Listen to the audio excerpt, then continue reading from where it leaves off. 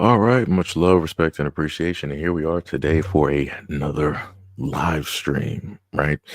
And today is what, Saturday, March 15th, 2025 at 2:07 p.m. So happy Saturday to everybody out there at this moment in time that will just so happen upon this live stream. Right. So the very first clip that we're going to get directly into has to do with a United Kingdom judge who decided that she wanted to, for all intents and purposes, have a slave, you know, that she could use. So let's get into it. Have to now arrest you on suspicion of keeping somebody in slavery and servitude under the Modern Slavery Act. So you don't have to say anything, but it may harm your defence if you do not mention when questioned, something which later on in court, Officer, anything you do say may be used as evidence. All right. Sorry? I am a judge in my country. I even have immunity. I am not a criminal. You've got immunity in this country? Yes. I have a diplomatic passport. You're a diplomat? Yes. So we'll need to see that then. Yes. And then we'll need to speak to the embassy if you are a diplomat. I came here as a student. I don't need her to work for me. I didn't come with her. She asked me because she has worked at my home before. She asked. Right. So we were able to hear that, right? So they're basically in her place and they're going to proceed to arrest her because she, for all intents and purposes, had a slave. Right. So let's go directly over the story. The United Nations judge has been convicted of forcing a young woman to work as a slave. Prosecutors stated that Lydia Magumbi took advantage of her status over the victim by preventing her from holding down steady employment while forcing her to work as her maid and provide childcare for free. The 49-year-old, who is also a high court judge in Uganda, was found guilty of conspiring to facilitate the commission of a breach of United Kingdom immigration law, facilitating travel with a view of exploitation, forcing someone to work, and conspiracy to intimidate a witness. She will be sentenced at Oxford's Crown Court on May 2nd. In footage released by the Thames Valley Police, Magumbi appeared shocked when an officer stated he was arresting her under the Modern Slavery Act. So let's just take a look at that. They state that the United Kingdom Modern Slavery Act of 2015 is a landmark piece of legislation designed to combat modern slavery and human trafficking, requiring businesses with a certain turnover to publish annual statements outlining their efforts to prevent slavery and human trafficking in the operations and supply chain. Purpose: the act aims to criminalize modern slavery and human trafficking, protects victims, and promotes transparency in supply chains. The scope: the act covers slavery, servitude, forced or compulsory labor, and human trafficking. Business obligations: businesses with a specific turnover, currently 36 million or more, that supply good or services or carry on business in the United Kingdom must publish an annual statement outlining the steps that they have taken to assess and manage the risk of slavery and human trafficking in their business and supply chain. Enforcement: the act is enforced by the Secretary of State through civil proceedings for an injunction. Victim protection: the act includes provisions for the protection of victims, including special measures for witnesses in criminal proceedings and civil legal aid for victims of slavery. Reparations orders: the act allows for the making of slavery and trafficking reparation orders, which used seized assets to compensate said victims. Transparency in supply chains: the act promotes transparency in supply chains by requiring businesses to disclose the steps that they have taken to address slavery and human trafficking. Independent Anti-Slavery Commissioner: the act also establishes the role of an independent anti-slavery commissions. International context: the United Kingdom Modern Slavery Act was one of the first national laws to use the term modern slavery and has had a global impact. Australia's Modern Slavery Act. In 2018, Australia passed its own Modern Slavery Act, which applies to business entities, including companies, not-for-profit organizations, universities, and Australian federal government. Canada's Modern Slavery Act. Canada also has a Modern Slavery Act that requires entities producing, selling, or distributing goods in Canada or importing goods into Canada to file an annual report on the steps that they take to prevent and reduce the risk of forced labor in their supply chains.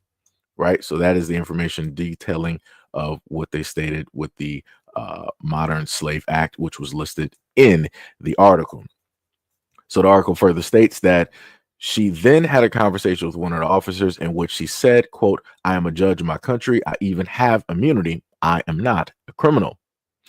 Asked to reaffirm what she had as immunity, the judge told the officers, "Yes, I have a diplomatic passport." The conversation ended with the defendant stating, quote, "I came here as a student. I don't need anyone to work for me. I didn't come with her. She asked me because she has work at home before she asked me." Right? So go down to the diplomatic immunity. They said that the judge's trial heard Montgomery's trial heard she had the intentions of, quote, obtaining someone to make her life easier and at least possible cost to herself. Right? She denied forcing the young Ugandan woman to do household chores and stated that, quote, she always treated her with love, care, and patience. The young woman that the judge tricked into coming to the United Kingdom, who cannot be named for legal reasons, told the court previously that she felt lonely and stuck after her working hours were limited.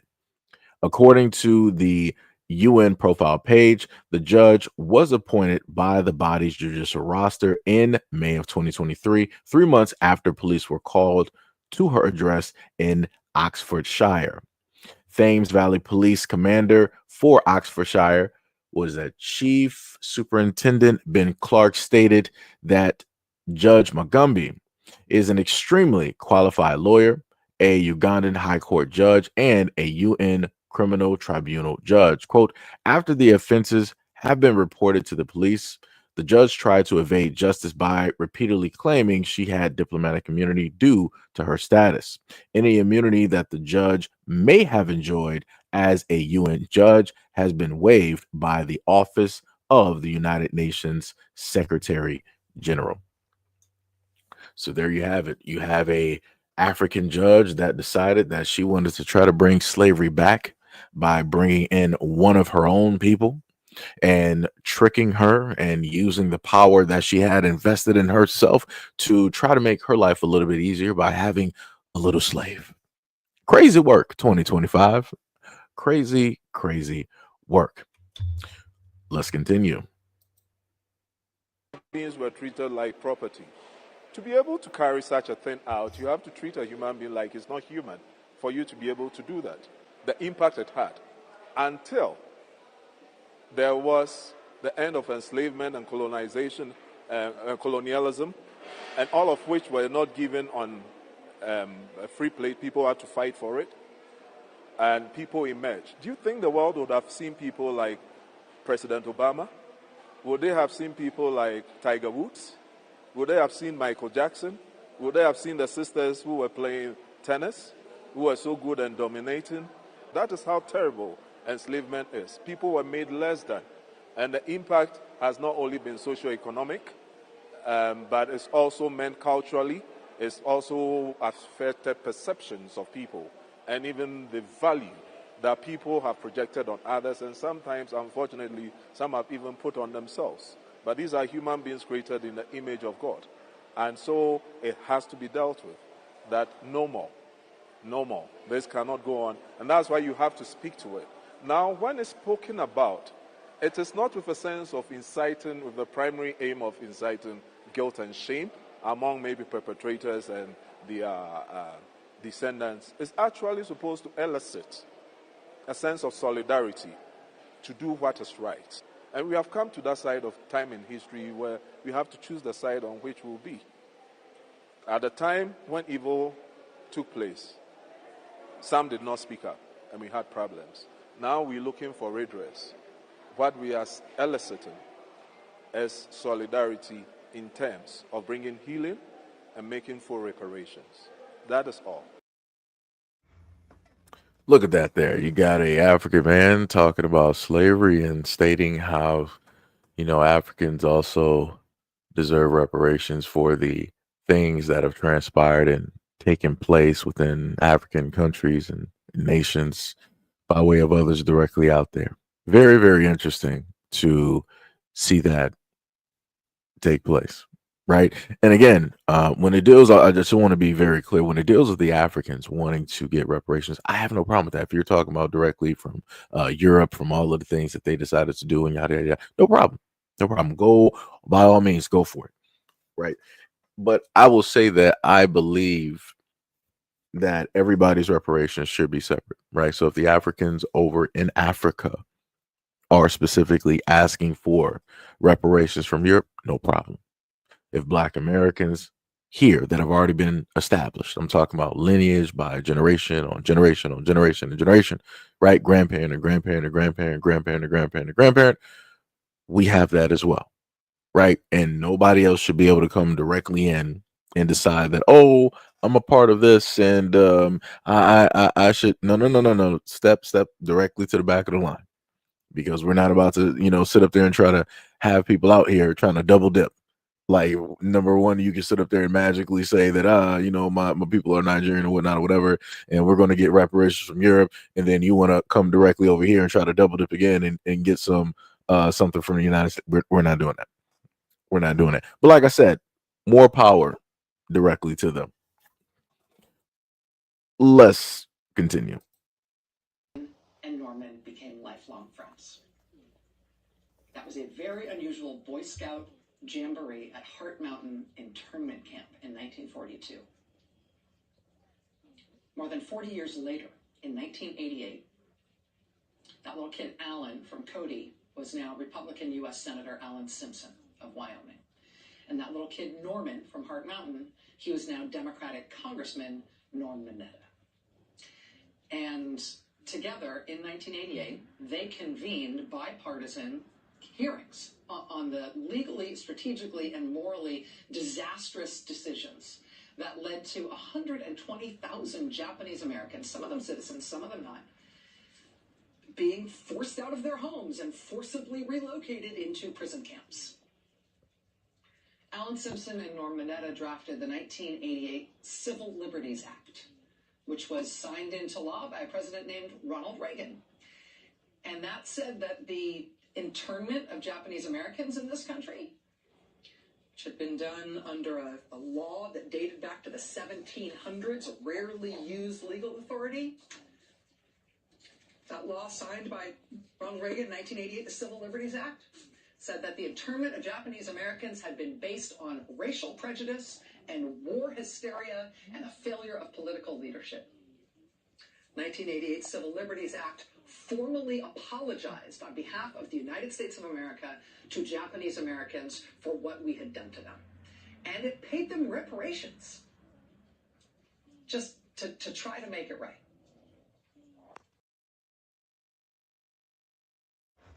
So we heard that right by way of mainstream media, how it is that two people got together in the 80s in order to get reparations to the Asian community, right?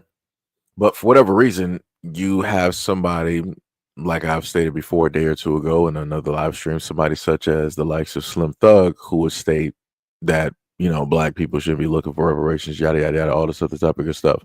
And within that live stream, I read off other information on how it is that other individuals directly out there receive reparations. They're able to get what it is that they are due because of what their lineage, what their people specifically went through by the hands of another group of people, government, and so on.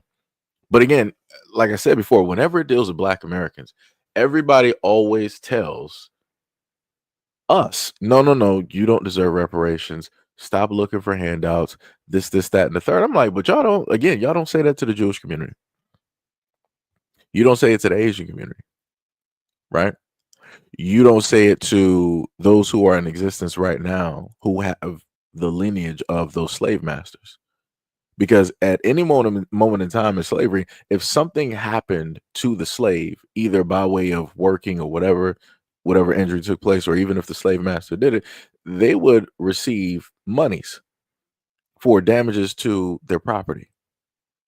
So within that, they were able to receive funds because of slavery. Crazy work. How that happens. The only people that were never made whole or able to gain anything from it were the Black Americans. And I also want to sit up there and state the last time that white Americans ever stated that Black people were hardworking was during slavery. The moment in time that we actually got jobs, we got educations, we were buying homes, we were paying taxes, we were contributing to the United States infrastructure, whatever it is, magically we get called lazy. Education, you're lazy. You're working at a job that they're working, lazy. You're able to articulate yourself, lazy. You're able to save money, lazy. You're making your own bank, lazy. You're working on your own land, lazy. Building your own homes, lazy. Building your own towns and cities, lazy, lazy. Crazy work. 100% crazy work. The only time that Black people are considered hardworking is when they're slaves. But like I said before, everybody else is free to receive reparations. But, I don't know what to tell you. Let's continue. Years I was being schooled carefully to say African American. Now it's gone back to Black. I'm fine with either. Black, is that okay? I think it's a personal preference. No, don't give me personal preference. No, it really is. There are some Black people, if you call them African American, they are insulted. Because they may not be But then you African. have Raven Simone, who doesn't want to be called African American at all, and she wants to be known just as Black, and she's from every continent in Africa and doesn't know what she wants to be called. So I think it really is personal preference. For me, I'm Black. You don't have to get so technical. You're not stepping on toes if you don't say African American. There's a little murmuring through the audience. Black. Show of I'm audience. Black. Is it It's Black? fine. It's just for me. I need to straighten myself out. You guys got to help me. I got to start with this at least, for goodness sake. Well, I think it's simple, Dr. Drew. So my parents are from Nigeria, right? I grew up most of my life here in the United States. I consider myself African American. Sure. I still speak the language. My relatives, grandparents, everybody is back in Nigeria. So I don't have a problem saying I'm African American. What I would say to all Black Americans are, you can trace your lineage back further than a lot of white people who came over during Ellis Island and are immigrants. Dr. Drew, it's simple. President Barack Obama is African American. His beautiful wife, our first lady, is Black American. Like this brother here, President Obama can trace his family back to Kenya. Yeah. Black American, it's a cultural thing. Right. If your ancestry ain't been through what the hell a lot of people been through, you ain't like this brother ain't one of us. We're not saying we're not, but culturally you're not one of us. I know what you were getting at. Okay, thank you. Right. Your folks ain't been, Barack Obama folks ain't been through what our people went through. Michelle, that's a sister. Right. And we'll tell these places Well, about see, her. that already is clarifying for me. I didn't get that distinction. And the gentleman said it perfectly. If my people haven't been through what your people have been through, and I'm here, it would be a shame for me to try and glom on or, oh, you know what, we had it really bad 400 years ago. No, we did not. What I would like to say, and this goes to all Black people watching and in attendance, be proud of who you are. When you trace yourself back to Texas, to Alabama, to South Carolina, North Carolina, and what those people overcame so Barack Obama could be a president. That's right. That is amazing. Okay. Me being here with my passport is great, but it's only because other people died to make that possible. Be proud of that. So we heard it, right? So now we're at the point where this is starting a little bit to get mainstream recognition, right? You got Dr. Drew, who used to be called Dr. Love. This was like way back MTV or VH1. I forgot whichever one. And he used to have a radio talk show and whatnot, whatever. And the conversation dealt with which terminology do you refer to and call people right now? Is it African American? Is it Black American? Is it this? Is it that? Somebody, now before I get to my main point, I will bring this up, right? Somebody brought up a very good point when it dealt with the terminology African American and how it is that it's within so many books. The wording to categorize us is pretty much all over the place, right? And going back to what this brother said here, right? Now he stated that he's African, right? Which would then make him African American. So if we have history books and everything that pretty much was for all intents and purposes, talking about us, but it misbranded or miscategorized us, right? That would then, in a sense, mean that as soon as we move away from the terminology of quote unquote African American and go directly to Black American, that means that now the slot is directly open, right? So that means that the people who are called African American, right, because he's African in America, right? He said he could trace his lineage back not in America but to Africa because that's where his family and everything is. He still speaks the language, right? African American. So now they can slide directly into that slot of African American and look at all the history books and everything like that and say that, oh, these history books are actually talking about us. They weren't talking about Black Americans because Black Americans are different from African Americans, right? So like I said, there's going to be a lot of things that will need to get worked out and fixed directly for this, because like I said, I can see how this can go and how people can decide to loophole and play some tricks, sleight of hands, and all of these things. But the one thing I will say is this, though. I would give credit to people who will honestly sit there and state who it is that they are, and also acknowledge the fact, as he said, he was like, the only reason that he is here is because other people made it possible. And that's one of the main things that we've been trying to tell everybody else. It don't matter if they're from the Caribbean, don't matter if it's Africa, wherever. The only reason that you're able to do the things, you're able to profit, you're able to make it big. You can be in the NFL, you can be a country singer, you can be a rapper, you can be a part of a law firm, you can be the head of a bank, like what was the one brother who's the head of Red Lobster right now? It's an African guy, African young man. That's the main, head of Red Lobster and restructuring, that whole thing, right? The only reason that they're able to do that is because we're here. Without us being here, it would not be happening. Case in point, look at the United Kingdom. How many of the Africans coming from Africa can legitimately say that they have all these higher up multi-million dollar, if not in some instances billion-dollar positions in the United Kingdom? I have not seen it. And especially not on the scale of the United States. I have not seen it. So like I said before, it is because of us that they are able to do the things that they do at this moment in time. Just as the previous video that I showed you guys, a live stream or two ago, where there was a African man that was specifically stating how those in the UK and everywhere else didn't, in a sense, have a thing to look up to. And the main fixture that was highlighted, that was talked about, that was pedestalized all around the world were Black Americans.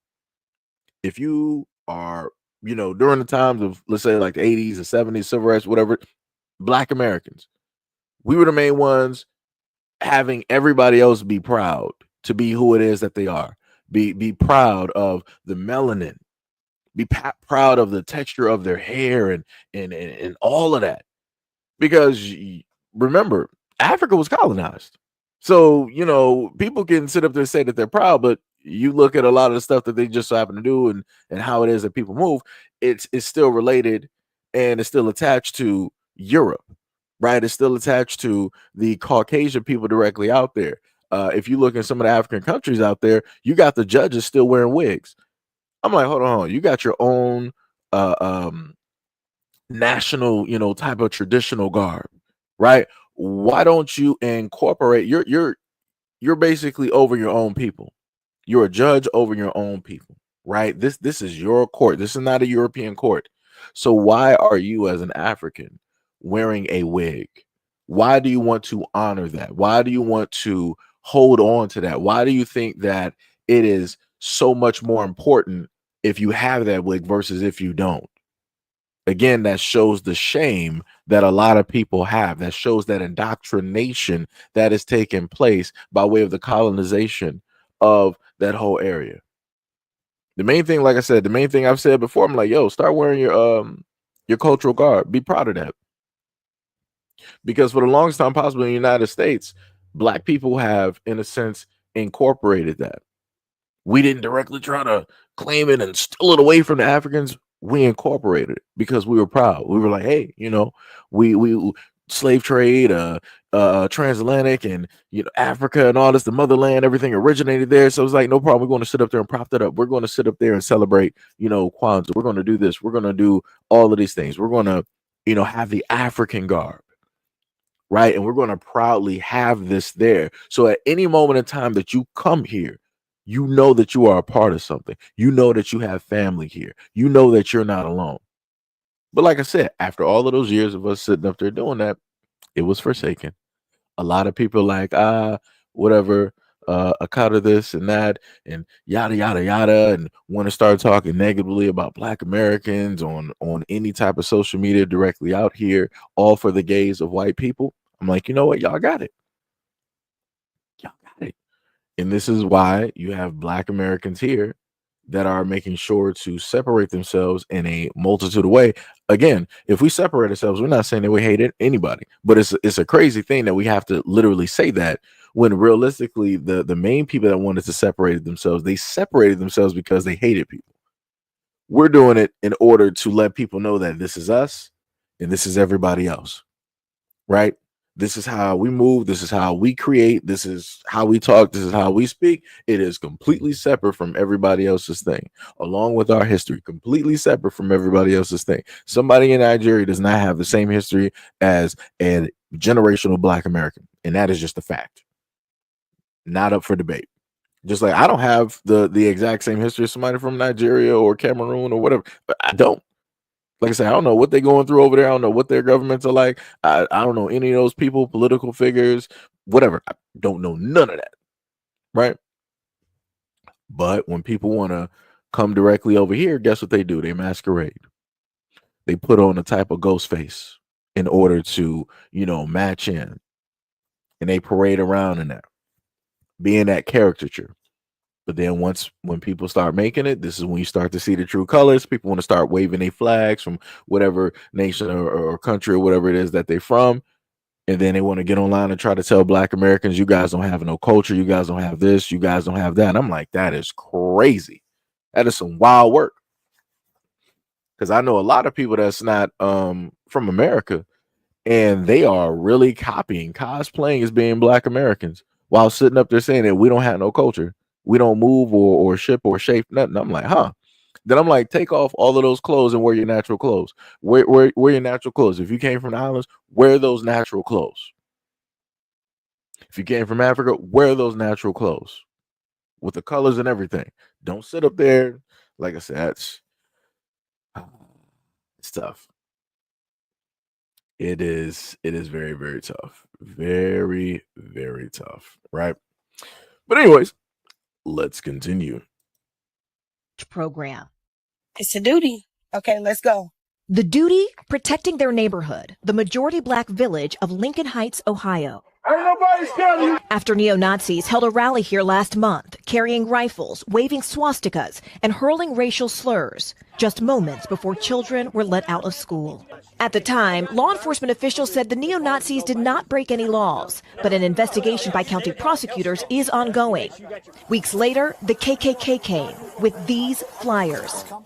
First African-American community above the Mason-Dixon line of staff. Safety and Watch Group spokesperson Durrance Daniels says the police did not do enough, which was more chilling because the town was founded in the 1920s as a safe haven for Black residents. Lincoln Heights is our home. If somebody broke into your home, you call the police, and the police says, if they do it again, we haven't broken any law, so we're just going to allow them to break into your home again. What would you do? Are you worried at all that having a potentially armed response could just create more friction, create more danger? I'll answer that by saying I've never felt safer as a Black man in my community than I have right now. The mayor of Evendale, which oversees the police force that responded that day, said in a statement to NBC News, our emphasis on de-escalation and public safety resulted in the incident's resolution without injuries to any of the persons involved. But residents here say they can't afford to wait. Every day, the Safety and Watch Group escorts children to school and patrols the streets. Why do you all wear masks? Those Nazis, we have reports of them finding our backgrounds, so we're not hiding ourselves from the residents, but we're protecting our family from what we're doing out here. While many locals do support the security group, some, like business owner Eric Ruffin, say they wish the group wasn't needed. We don't want to become what we hate. You know, we don't want to become a group of people that walk around feeling like we have a reason in America to have to protect ourselves. And this community Stand up. Stand up. Hold on. is not backing down. Nah. Hold on. Wait, let me go back here. See, this is the type of black people right here that'd be a problem. Nah. This man was like, we don't want to become the people that we hate. How is I'm just trying to hold on. Oh man. Oh my goodness. Woo. Let me tell y'all something. Sometimes when I grab these videos, I don't fully see them all the way through. I see about the good, let's say like 30, 50 to like a minute just to, make sure everything is everything. This man right here got on here a black man that's a business owner. He was like, we don't want to become the people that we hate. We don't want to go around in America and feel like we need to protect our. Are you stupid?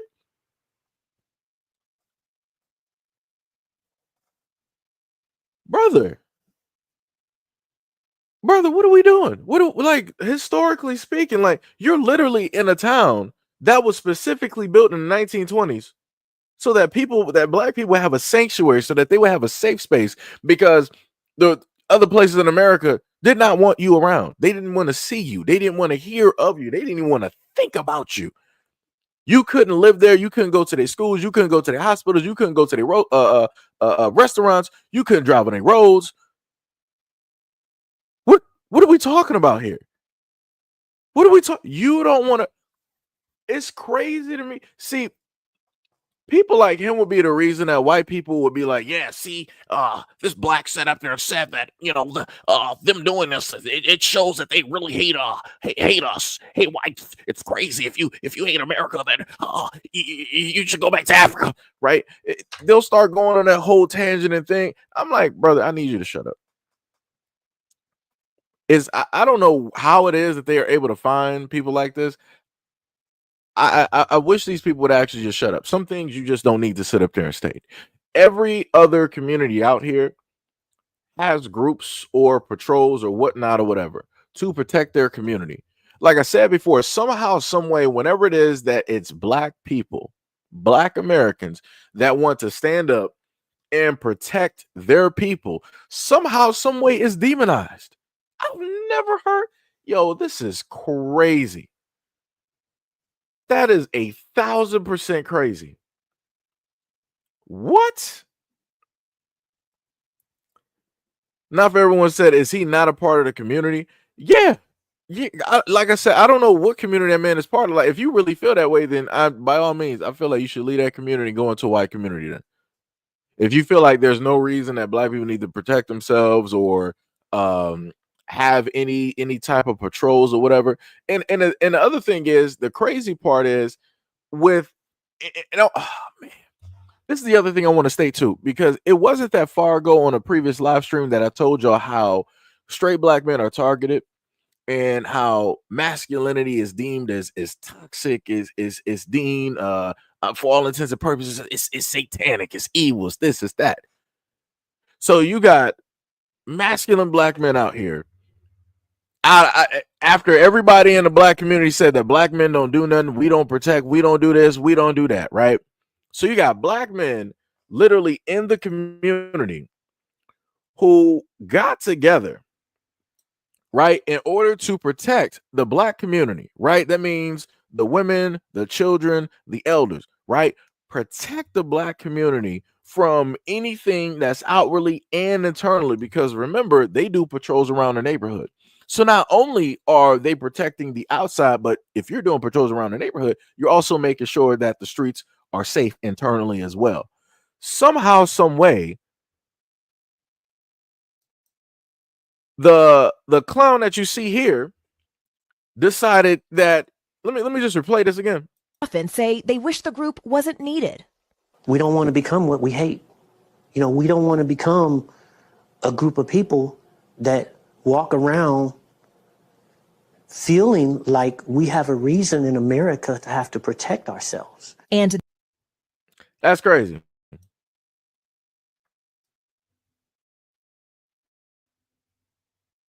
That is some crazy work. We don't want to become what we hate. So I'm like, did you miss the part that they patrol the neighborhoods? Which then means that, hey, if they're patrolling the neighborhoods, you're not going to have some random guys just like, trying to steal within the community, carjack, break into a home, deciding that, oh, I'm about to, set up on this corner, or we're about to set up at this bando real quick, and we're about to be selling some work. No. None of that's setting up to happen because they're patrolling. It's hot. Because all of those black men out there more than likely are legally carrying, have a right and a license to carry. And if anything is basically about to happen, it's going to be a rain of fire that's going to take place. But this man is like, nah, none of this is needed. We don't need to protect ourselves. Don't become what it is that you hate. What? This is what happens when you have black people out here who don't specifically pay attention, understand, or want to acknowledge the history that is directly out here, and they just want to believe that everybody is everybody, and whatever happened in the past happened in the past. We're in 2025. There's no reason for black people to feel like they need to defend themselves or to protect their communities, because look at what everybody else is doing. Nobody else is doing it, so why should we? Don't become what it is that we hate. Crazy. Jesus, I've never in my life, man. And I can tell you that dude is older than me, and having that type of mentality. Crazy work. JV said, what's good? Not much. Ruth said, masculine black men are demonized by who? How are you defining masculinity? Did you not hear the example that I just gave? I gave two examples. One, how black people or others directly out there would like to come out there on social media and say that black men don't do nothing but contribute to crime and yada, yada, yada, and all this other type of good stuff, right? And the only masculinity that people want to tend to, quote unquote, highlight, right, the toxic kind, right, would be those who are the, quote unquote, gangbangers, the drug dealers, those in and out in prison, and all this other, those who are actually doing nefarious and bad things, right? That's the masculinity that gets highlighted, right?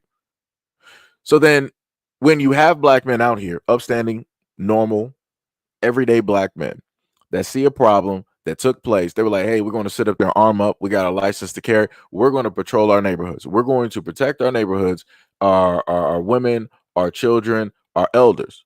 We're going to protect our community from anything from the outside and also internally. Are we still confused? Just a little bit confused. Are we still confused? And then you're asking, who is it demonized by? If you live under a rock, I mean, I guess you wouldn't understand. If you're on social media, case in point, you're directly on this live stream, I'm pretty sure you've been able to pay attention to how masculinity has been demonized by a variety of groups directly out there, and how it is that they want to feminize and emasculate a lot of men, especially black men directly out here, especially young black men and young black boys directly out here. Like I said, I don't know. I guess I'm on social media more than most people. I guess I pay attention to mainstream media more than most people, because it's crazy how these questions come directly up here, as if these things just aren't out there in abundance over the last several plus years. It's diabolical work.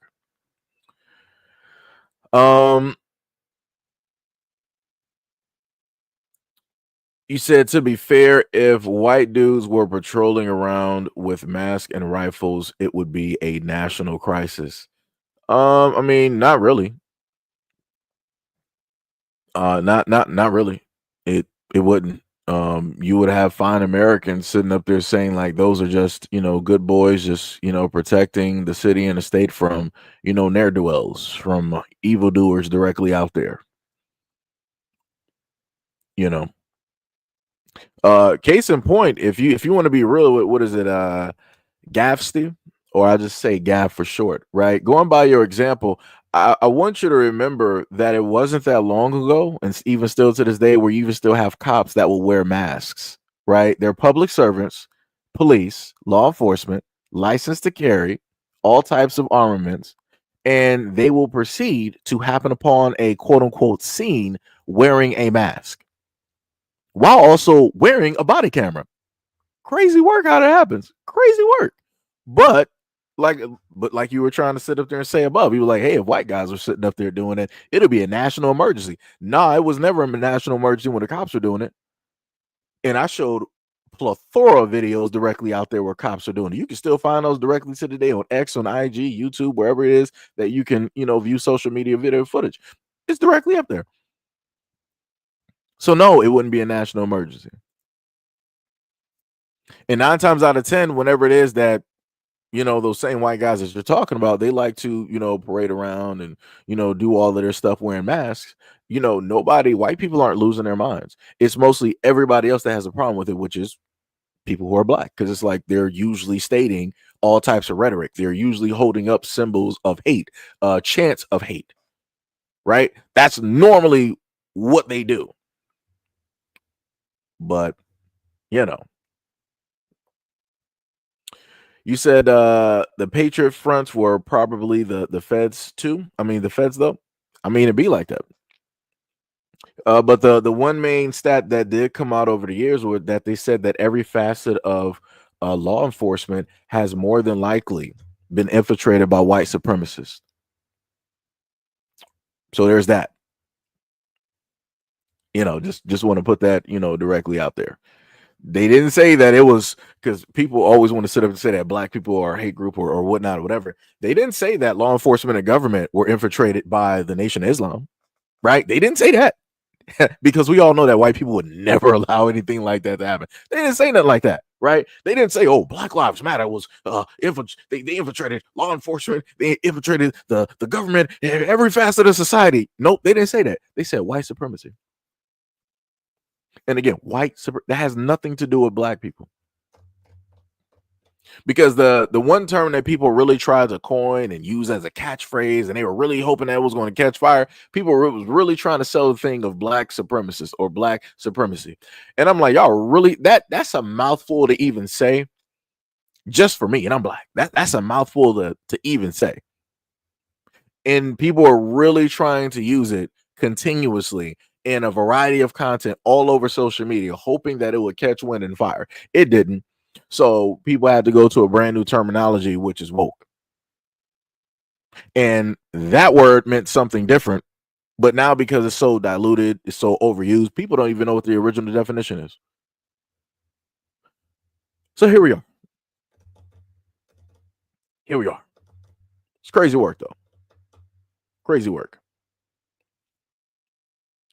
Yo, Laura Mall, what is up? What is up? You said the FBA's in Lincoln Heights stood on business and ran those Cro-Magnon Neanderthals out of the spot. Yeah, they did. But the main thing that people got to pay attention to is the fact that the law enforcement were there. The law enforcement were there to protect them. And a lot of those guys, they were on the freeway, right? Everybody that was black, they were across the way somewhere, right? And then the white guys that were filming with their mask up, because again, they got families. And don't be too surprised if a lot of those white guys that want to, speak that rhetoric and whatnot or whatever, they got black wives, they got black kids, all this other type of stuff, right? Or their friends are black, as some people like to say, right? But they're all masked up and they're on Prism or whatever it is that they want to, put their social media directly out there on, do these dog whistles and whatnot. Like I said, it's crazy. And the funniest thing that I always find when it deals with the supremacists directly out here is the fact that this is not something that you would see black people do. You're not about to see like 40 million, 100,000 deep black people just start going to these posh suburban white communities just to really cause problems, just to let y'all know that we're really here. We don't care. Y'all living wherever y'all living, we're living wherever we are. Whenever it is that people want to start stuff, oddly enough, they always seem to come to black communities. Oddly enough, I'm like, you don't want to, march with your ideology through your own communities. You don't want to go to the richest part of your communities, wave your flags, have up your signs. You don't want to mask up there. You want to make sure to go to a black area or an area where you know that it's multicultural, so that you can draw attention to what it is that you're doing, so you can get the response of what it is that you want. Again, black people ain't doing that. We don't really got time for that. As a whole, we don't really got time for that. It's only one group that does this out of all of America every single time. And that's crazy to me. It's like it's like looking at kids in school who don't get attention at home. So they start, acting out in class to get the attention that they're fiending for. You literally have a country that is built for you. Ideologies, Christian anthems, churches, statues, whatever it is directly. You got monuments and stuff named directly after you. But even after all of that you basically have to, even after everything that you've established, that's still not enough attention. You still need more. That's some crazy work. White people, I need y'all to start getting y'all kids. Start loving your kids. And start being parents. Because this is crazy. This is 100% crazy. But let's continue. If we said if the goal of white supremacy is to erode the soul, what do you think's happening to your children when you subjugate them to ostracization and racism at such a young age? They're like formative years they're spent trying to assimilate with racist. Because if you think they ain't being called in school, you're out of your fine. You subjected your kids to racism at such a young age when it's not necessary because you think the education is better?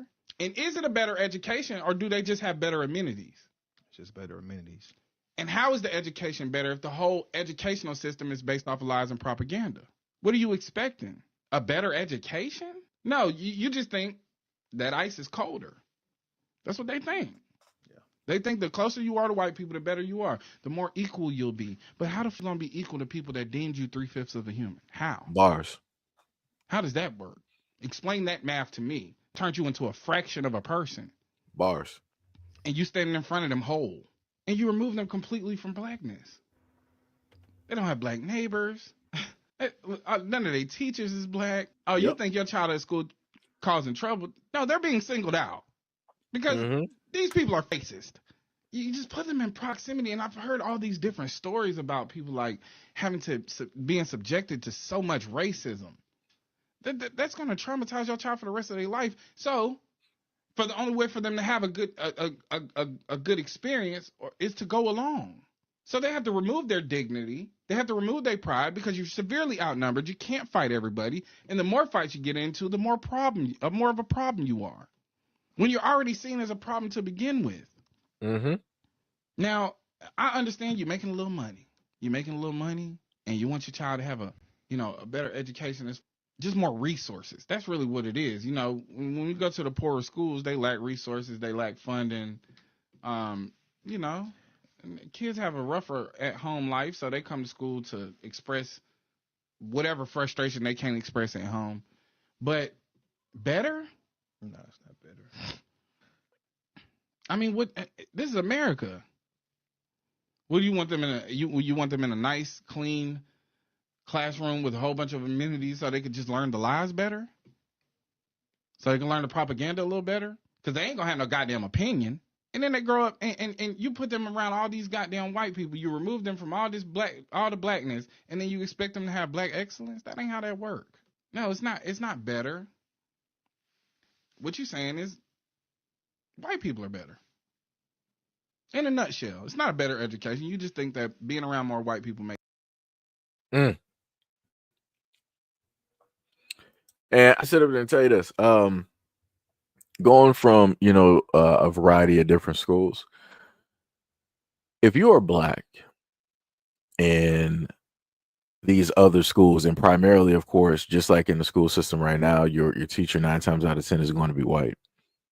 If you have an opinion, if you use critical thinking, if you want to push, sort of like nudge against what is getting taught, you're now going to be deemed as problematic. You're going to be deemed as a person that's interrupting the class, interrupting everybody's teaching. You're going to be sent directly to the principal's office. You're going to be scrutinized heavily. Like there's a variety of things that I can sit up there and remember when I was in school. There's going to be a variety of things that are going to take place that a lot of parents of now are not even going to understand or not even be able to account for because they never in a sense went through those experiences because they didn't go to the same schools that they're sending their kids directly to. And the other aspect that he said before is like you're removing your kids directly from everything that is black. It's true. So if your kid does not understand, if the only thing that your child has, right, to understand blackness in a sense is basically everything in that household,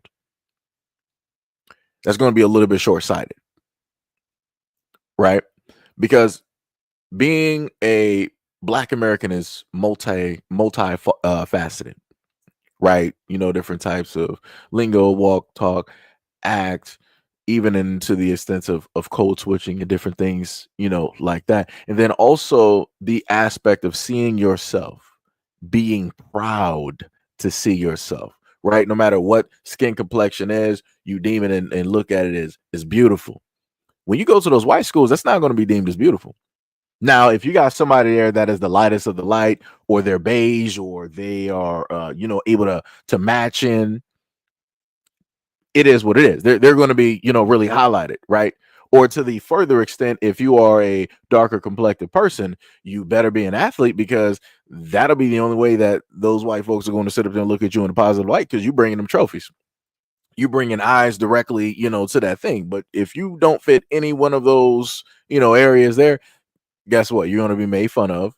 You're going to sit up there and hear the slurs and the names and be made fun of. You're going to be picked on, all of these things because of your skin complexion, because they can identify you as being black. And I know what I'm talking about because I've covered these stories before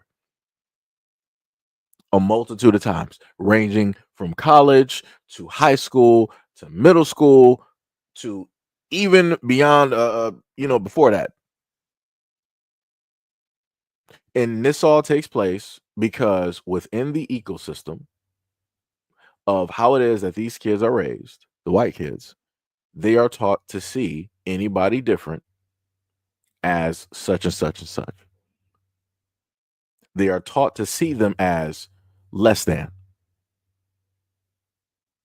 right? Again, even within the own our you know laws, rules, regulations, whatever that bind us here, we are not even fully a human being still to this day. But yet people want to sit up there and say that we're all equal, we're all God's children, da da da, all this other type of good stuff, even though the wording that they have created themselves says vastly different. But then within that, somehow, some way, when kids go to these white schools, they're supposed to be proud to be black. How? Who's reinforcing that at the school system? It's not the teachers. It's not the principal. It's not the vice principal. It's not the substitute teachers. It's not the teachers' aides. It's not going to be the, you know, the students there. It's not going to be the coaches. So who is going to let those kids know that it is okay and you should be proud to be who it is that you are, given your history and everything that you had to sit up there and go through? You should be proud of the color of your skin and not let anybody diminish that or look at you or view you as less than. Who's going to do that in those white schools? Nobody. So now those kids are going to have to adapt. They're going to have to assimilate. They're going to have to do what everybody else always likes to say. Oh, we don't need to see color and this, that, and the third. They're going to have to try to erase that or erase whatever it is that they are able to see of themselves in order to adapt, learn, and do the things that they need to sit up there and do. And that's going to fracture and break them. And that's going to cause further issues. And this is why I told people before, especially when it deals with black people, if you send your kids, I'm going to let y'all know this now. If you're black and you send your kids directly to a school full of other people who are not black, guess who your child is going to come home with? Guess who your child is going to go to the dance with? Guess who your child is going to have a crush with? Guess who your child is going to be going to the prom with? It ain't going to be nobody that looks like anybody in that household. And that's how 9 times out of 10 how it happens every time. Case in point, how people always want to talk about the look at these black guys in the NFL. Why is it that they always get these white girls and they can never find black girls? Because 9 times out of 10, where those black guys are getting sent, you might not have a high percentage of black girls there. The white girls are going to far outnumber anybody else. They're going to be more highlighted, more present, more everywhere than any black girl that you can decide to name who is more attractive than them. But guess what? You can only blame that on the parents. Because black parents have the option to sit up there and send their kids to a HBCU or whatever it is, where you got, a lot of black people around, right? You got a field of black women directly there. Beautiful. But guess what? Everybody opts to send their kids directly out of state because it's better. But yet people sat up there and said we needed, HBCUs and all this other type of stuff. But now it's getting to the point where the HBCUs aren't getting the necessary enrollment. So guess what you have at the HBCU now? You got Indians there. You got white folks there. You got some Asians there. You starting to get a lot of people that's not representative of black folks. Because again, black people would rather place themselves or send their kids somewhere where they are not. But then at the same instance, turn around and complain about not being able to see themselves, how it is that they get treated, how racist areas are, and all this other type of stuff. But I'm like, hey, people do it to themselves. People do it to themselves. It's crazy. Crazy work. Diabolical. You said black men love white women, though.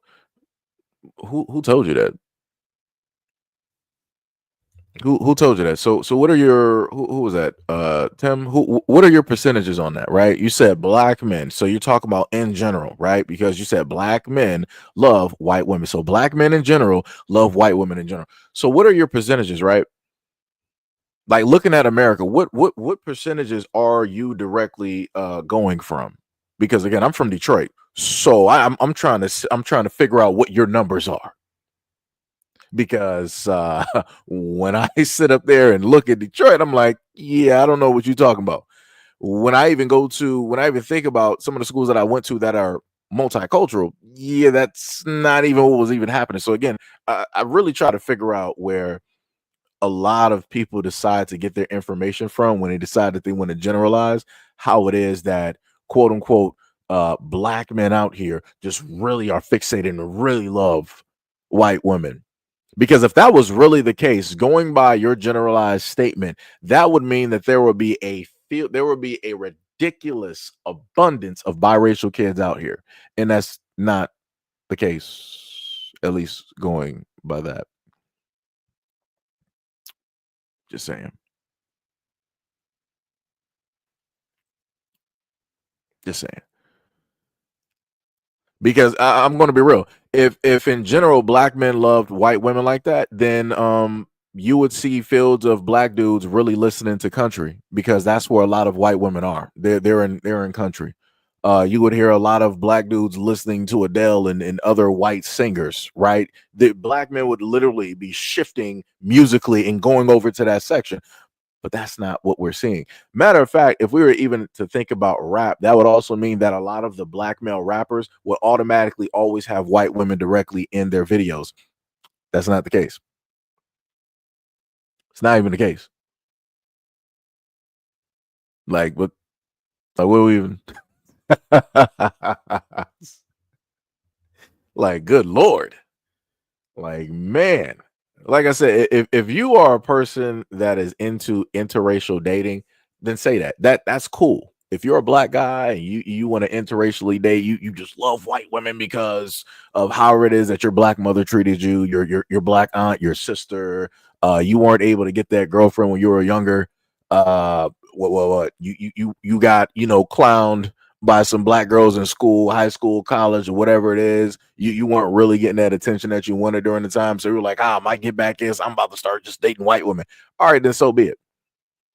But don't try to sit up there and bring every single black man directly in there, because nah. Because like I said before, usually 9 times out of 10 when it deals with interracial dating, a lot of people who tend to do it, I'm talking about directly from black people, it stems from the effects of things that they necessarily felt from the black community. So again, black men be out here dating white girls because they felt slighted by black women. Black women be out here dating white boys because they felt slighted by black men. Two peas are part of the same pot, but the whole thing is that nobody wants to be honest. Everybody wants to be like, well, that's just my preference. Dog, just say that the attractive ones that you wanted just didn't want you. I mean, that's life. That's how it happens. You ever seen like penguins mating? It be like that. It literally be like that. But like I said, nobody wants to be honest. Everybody wants to hide behind this preference thing versus people just specifically stating, yo, this is what I like. Like I said, people need to be honest. Like it's the crazy. If women out here could sit up there and tell men to their face, I don't date broke guys. That's honesty. She don't want nobody broke. She don't want nobody that cannot afford her lifestyle. Right? Everybody else should be that have the exact same honesty as women out here that want a rich guy. If you specifically are a guy that don't like women of a certain weight, specifically say that. Right? Don't go on these dating apps sitting up there trying to conform or get women to get to the weight, your ideal weight that you feel that a woman should be. Chase after that woman that you feel should be at that weight. But oh wait, I forgot. As a guy, what ends up happening is that specific woman that you want doesn't want you. So because you know that, you have to chase after somebody else and try to get her to conform to what it is that you want. So you settle for second place, even though you want to say that you're a champion, that you're a winner. Hope that's, maybe I'm getting a little bit too warm there.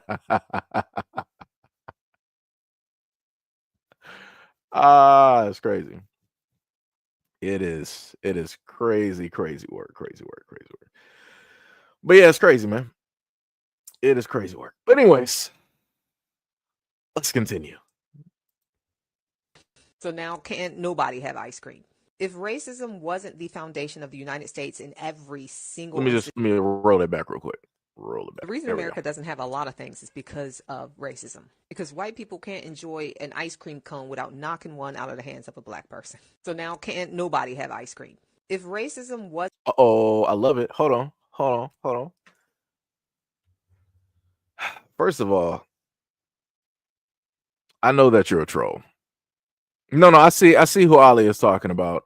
It's a troll. It's the classic thing. Anytime I talk about, like interracial dating, and I also explain specifically when it is with black people, I explain certain things. People want to come out and it's usually white folks that want to come out just say that you're racist. Just say that you date black people because of a fetish. Just say that you date black people due to the fact of their DNA.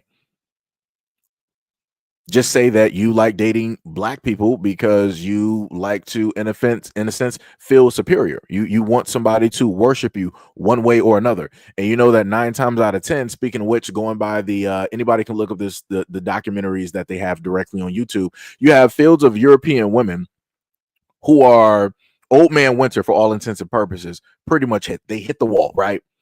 So the European men of their own nation don't want them. So they go down to Africa to deal with the young African men. They offer them money in trade in order to have these sexual, relationships.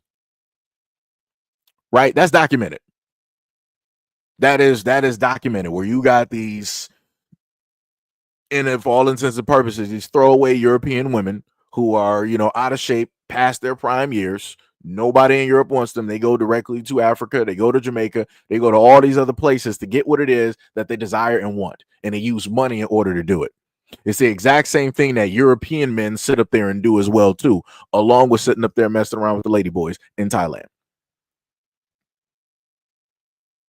So for that guy that wanted to pull up to the scene, it has nothing to do with racism. It has everything to do with facts. And everything that I listed, anybody can look up if they want to. Everybody's a grown adult here. Everybody got Twitter fingers.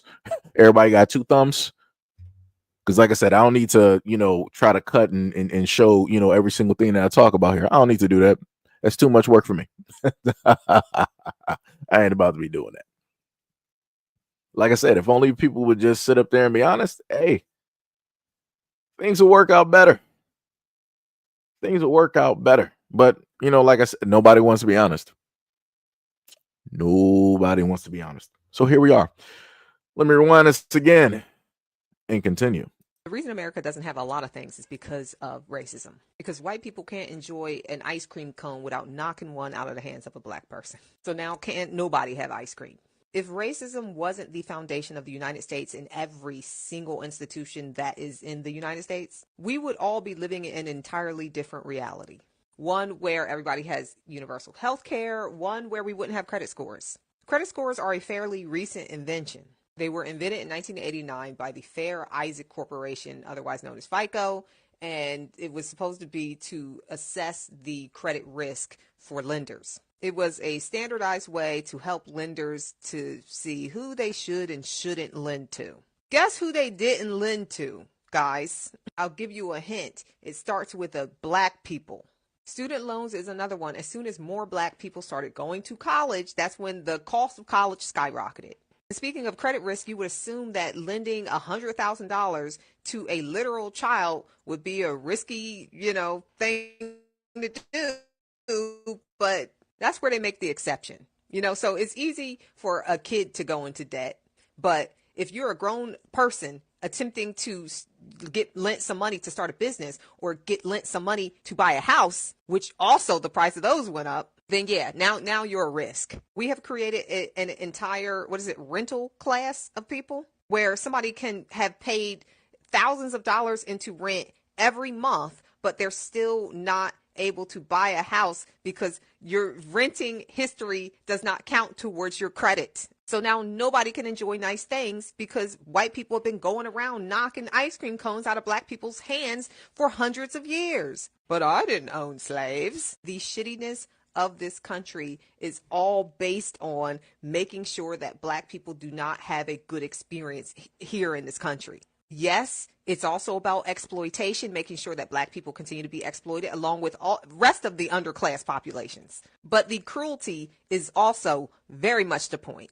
So the bad vibes here is because of racism. It's because everybody is having a crappy time because white people can't stop themselves from squeezing black people, from policing black people, from making sure that, wait, are you supposed to be in first class? Wait. Do you live here? Is this, wait. You want to get paid a living wage? White people are given a diet of seeing themselves as victims, as seeing themselves as powerless, and seeing themselves as colorblind so that they can go like this and continue to perpetuate systems that hurt black people disproportionately and then bleed over into hurting everybody else. This is why when the Civil Rights Act happened and it helped black people, it helped everybody. It helped women, it helped disabled people. And then they unalived Martin Luther King because he was about to touch on class consciousness. He was taking a deep breath in and he was going to say, and another thing. And the American government took him out so fast. The moment white people, regular white people, the ones who think that they're powerless and the ones that think that they're colorblind, the moment that they get critical thinking skills and stop thinking some people deserve this human right and some people deserve that human right, we would be cooking with gas. But white people want to be seen as innocent and, well, that's not my problem, dude. Like, okay, well, it's not your problem, but it is your problem because you have credit scores, you have student loans, you can't afford health care, you can't afford a house either. It's our problem. Fix it.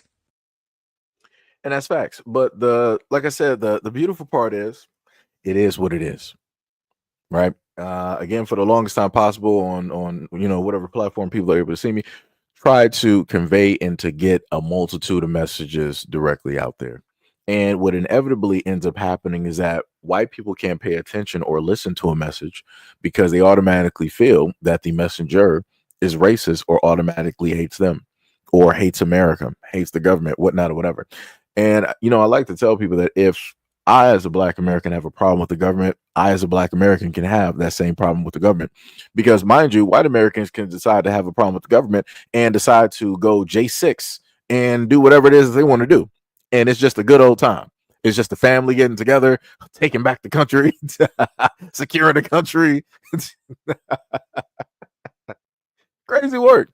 You know, the funniest thing is, I actually had a video up when it dealt with that day.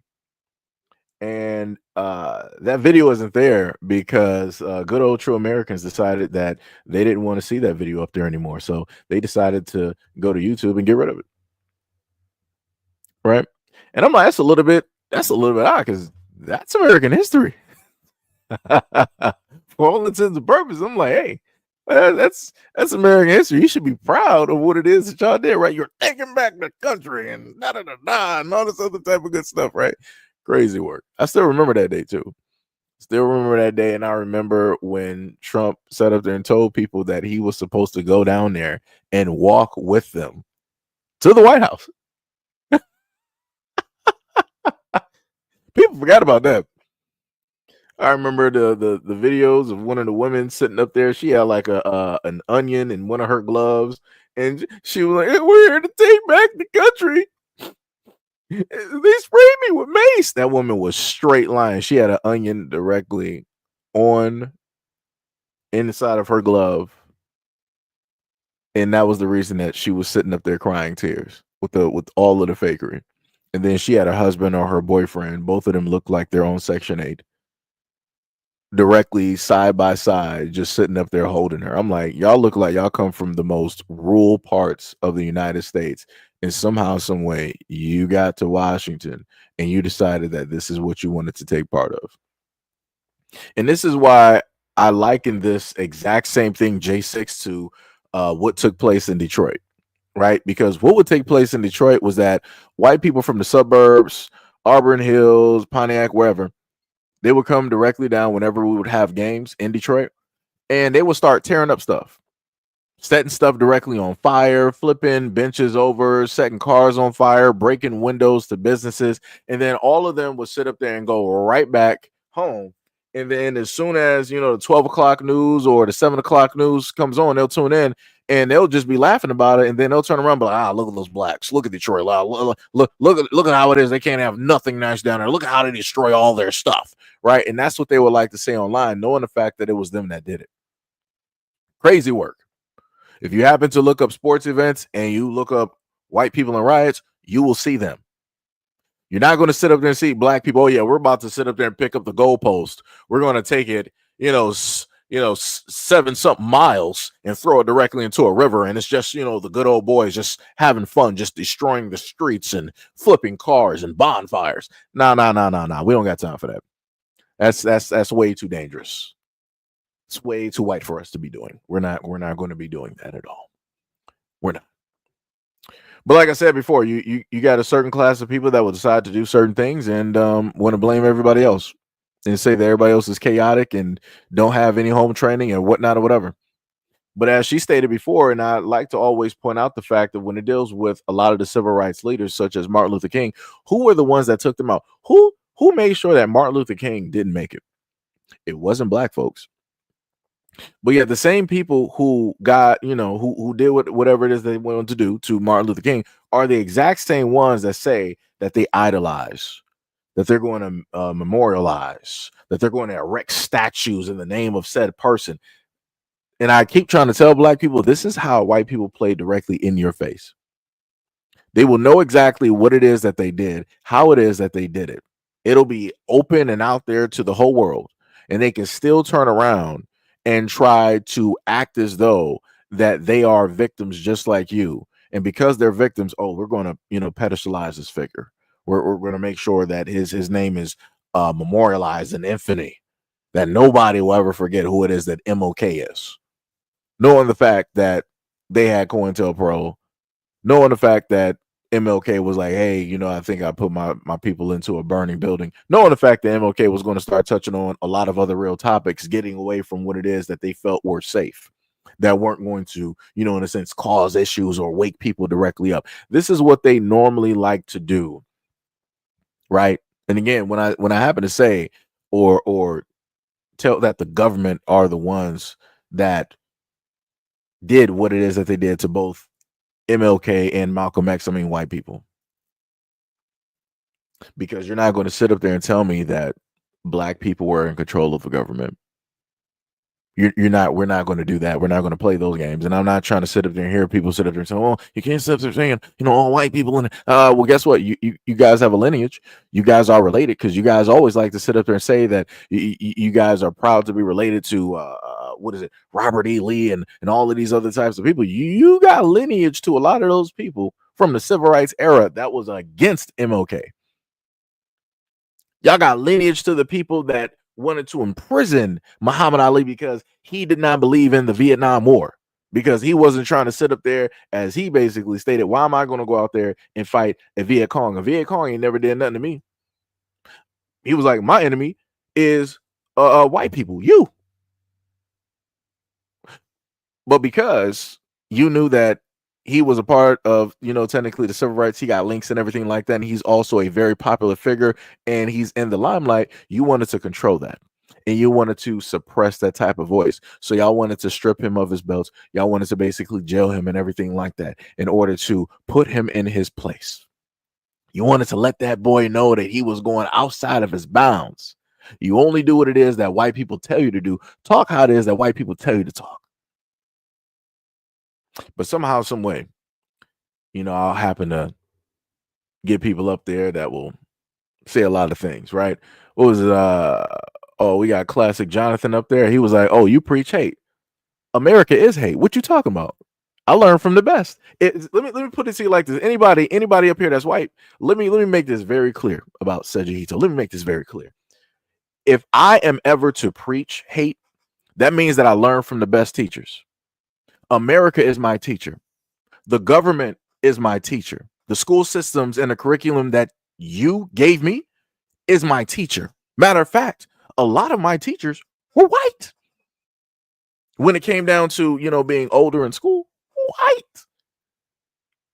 So would that mean that if you're saying that I'm preaching hate, would you then tend to say that you are the pastor that taught me this hate? Are you then going to, take acknowledgement for the wrong teachings that you're giving directly out here? Because seemingly what I'm reflecting back to you, you don't tend to like, which is odd to me, because historically speaking, y'all have always openly stated that y'all don't like black people.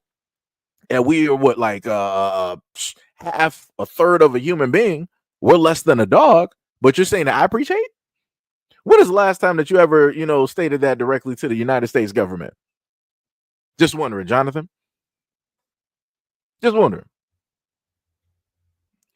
Oh, here we go. You said, ho. Now it makes sense. You said, I'm German. So why are you talking to me?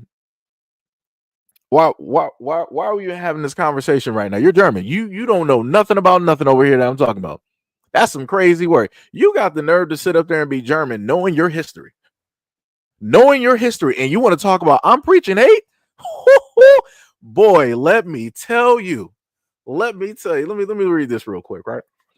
So he said, I'm German. My family came over here in 1868 after slavery.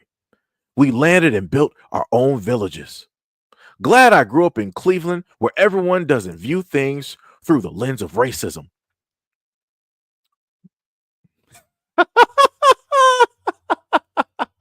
I think your Führer would disagree.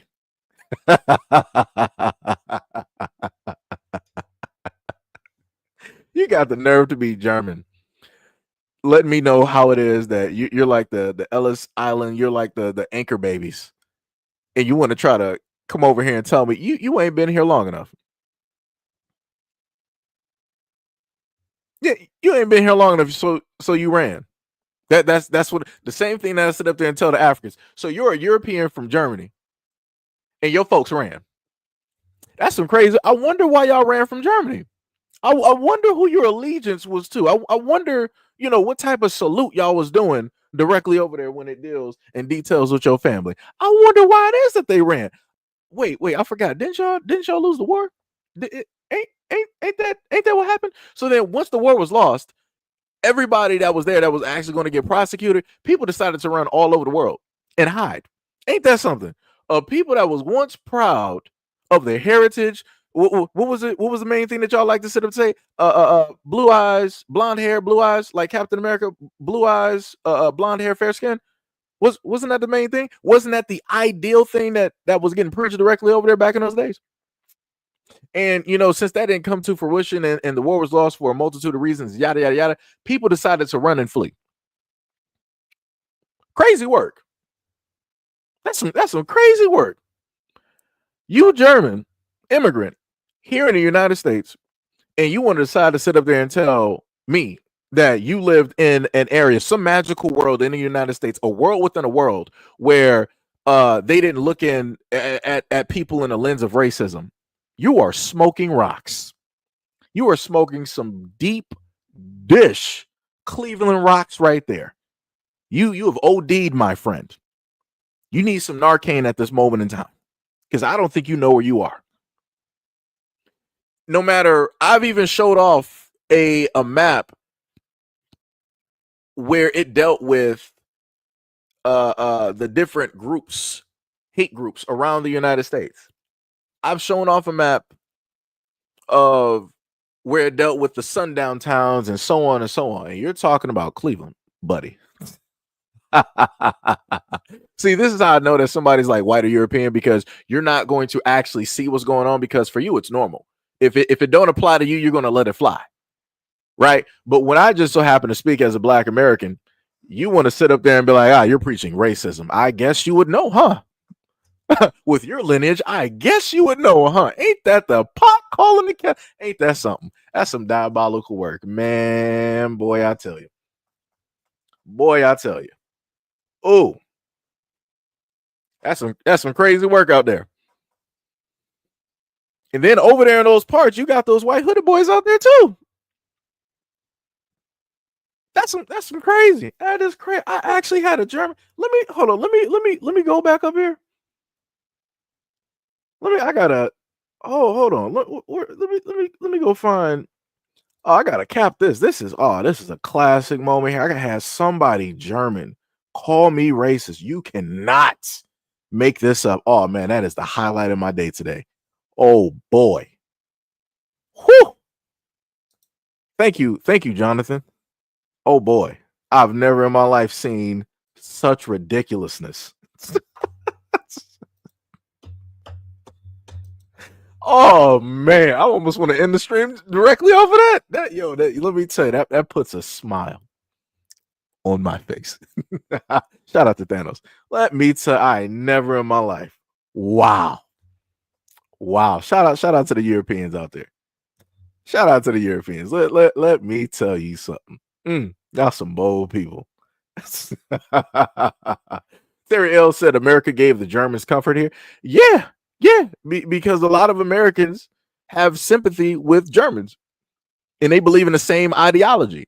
And this is why you got a lot of these white boys out here that want to start throwing up some salutes. They want to start throwing up these hand signs. They want to start waving these flags. But this is the crazy part, though. The guys over there that are actually German, who are really against all of this stuff, they would knock those white boys out. It wouldn't even be a debate. It would not even be a debate. There's a multitude of videos directly out there where those German men directly over there will call out the stuff that America is sitting up here doing. They will call out with no problem because they can see it, because it is a part of their history. But yet you got this German dude coming over here. Oh yeah, we've been here since like 1860 in my family, and this, that, and you're a runner and a track star. That's exactly what you are. You ran because y'all lost the war. We already know exactly what side of the war that you were directly on. That's why you came directly to America, because you know that you had some type of safety here. Because America has shown the fact that they have the same exact ideologies, and especially when it deals with Black people. But like I said, it's crazy. Crazy work. Man, I had a German call me racist. Man, I got to get that on a shirt. So I guess this is why, when you happen to, look at there was a video online where they show the symbol of Porsche on the tire. And when it spins fast enough, you can only imagine a symbol that shows up. And I'm like, that's diabolical. But yeah, like you said before, you're German. You just came over here because you just wanted a better life for yourself, though, right? I guess that wasn't afforded to you by your Führer, right? Anyways.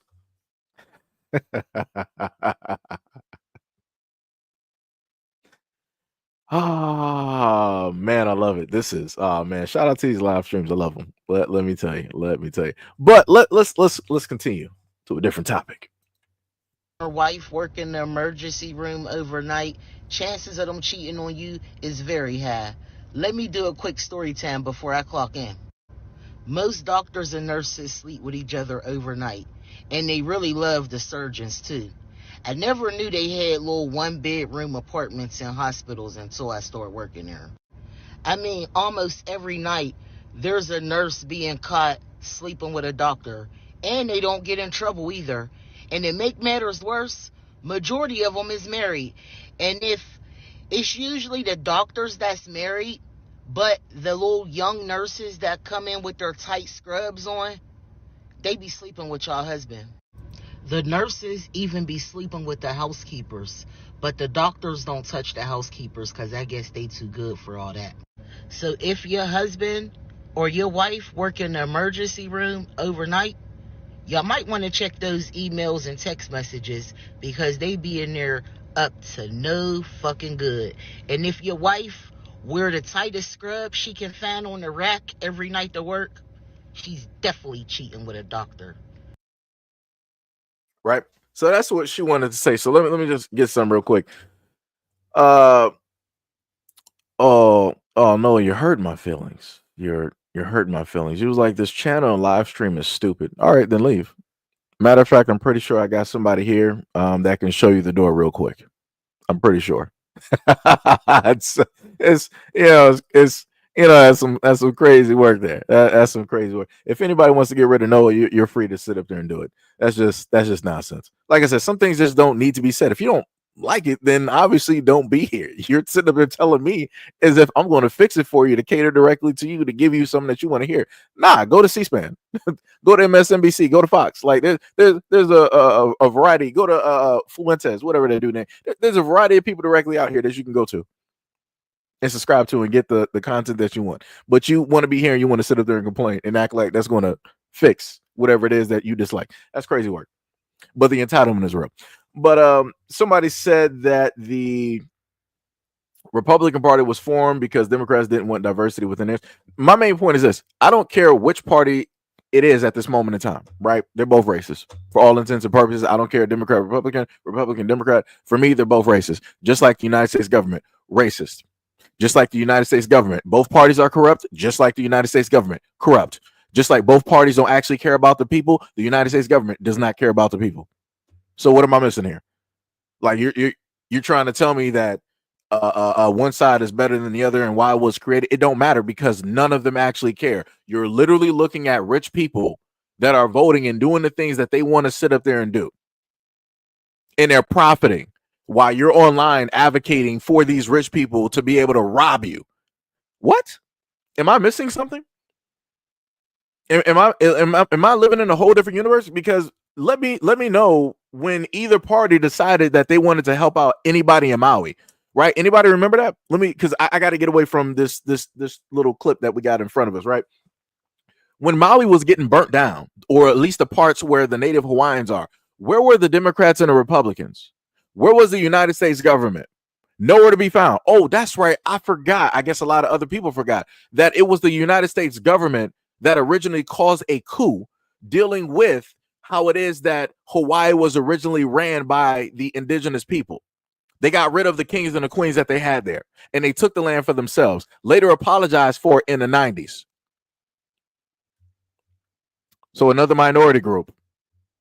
Look how the United States government did them. East Palestine, Ohio. Where was the United States government for that chemical bomb explosion that took place? Where was it?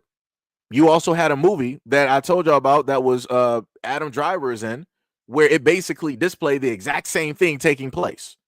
And that was in December before it took place in January. But guess what? Where was the United States government in that? Flint, Michigan. Where was the United States government on that? Nowhere to be seen, right? The opioid epidemic. Where's the United States government on that? Nowhere to be seen. When it just dealt with the fire that happened in California, where was the United States government? Nowhere to be seen. Democrat or Republican? Where? Nowhere. Because they don't care. Because for any fool that is directly out here where you think that your side is better than the other, I want you to understand that both Democrats and Republicans, the government in general, are performing land grabs at this moment in time. So whenever you see a chemical explosion, right? Whenever you see fires taking place, guess what? Those people are going to be trying to figure out and find a way to buy the land. If they can't specifically do it, they're going to do it by way of a group and or a corporation that they have shares of or are a part of. That's how they're going to sit up there and do it. Because you have to explain to me, how is it possible that people in government who don't really make a lot of money, how they got millions of dollars, or in some instances, maybe hundreds of millions of dollars? Where are they getting that from on a government salary? Seems a little bit suspicious. But like I said, people want to pull up here to the scene and be like, oh, the Republican Party are actually, better than the Dems. Oh, the Dems are this, the Dems are that. The Democrats are actually the real racists, and the Republican Party are actually the real liberals, and da-da-da-da, and all this other type of stuff. When both parties are sitting up there robbing you. Blind. White people, blind. You're allowing your own people to sit up there and rob you and steal directly from the country. But I forgot, it's easy for them to do that because all they have to do is point their fingers at black people and tell you something, and then you're going to sit up there and follow suit like a group of dogs and sheep and be like, oh yeah, the blacks, welfare, government assistance, Section 8, it's the blacks. Like y'all some clowns. If y'all could literally figure out a way to try to blame black people for the trillions of dollars of debt that America has, y'all would do it. And that will be the main talking point from now up until the end of time. But you can't figure out how to do it because you can't. Because the trillions of dollars worth of debt that is taking place is because of you. It's because of the way that you voted. It's because of the people that you got directly in office. It's because of the people that you have no checks and balances for. You're literally, white people, allowing the rich elites to rule directly over you and put you into poverty. So this is why we're not going to have a middle class soon enough. Crazy work. But, again, going back to the main point that a lot of people want to just so happen to state about, SEIJI is always preaching racism and all this. I guess so. I guess so. And this is why we got class warfare directly out here at this moment in time. And you can't pay attention to it because you're the ones that's actually too deep within quote unquote racism to actually see that the white people that rule over you, that you employed, that you allow, right, that your tax dollars go directly to, are sitting up there starving you out of house and home. They're continuously raising up your rent. They've made it so that you're living in an economy where you can't even afford to actually afford a home, but you can afford to rent something though. You can't own a car. You can rent one, though. You can't own a house, but you can rent an apartment, though. Crazy work. So since now they got that system set up, this is when I showed you videos before when it dealt with the immigrants and how it is that they were able to afford homes. They were able to afford the cars, or able to afford the things that we as Americans should be able to afford. But guess what? The system is, showing you what it really is, that it doesn't actually care about the American people. It cares about everybody else. But like I said, SEIJI's racist. No problem. No problem. And like the other person tried to say earlier in the live stream, that I was full of myself. I guess so.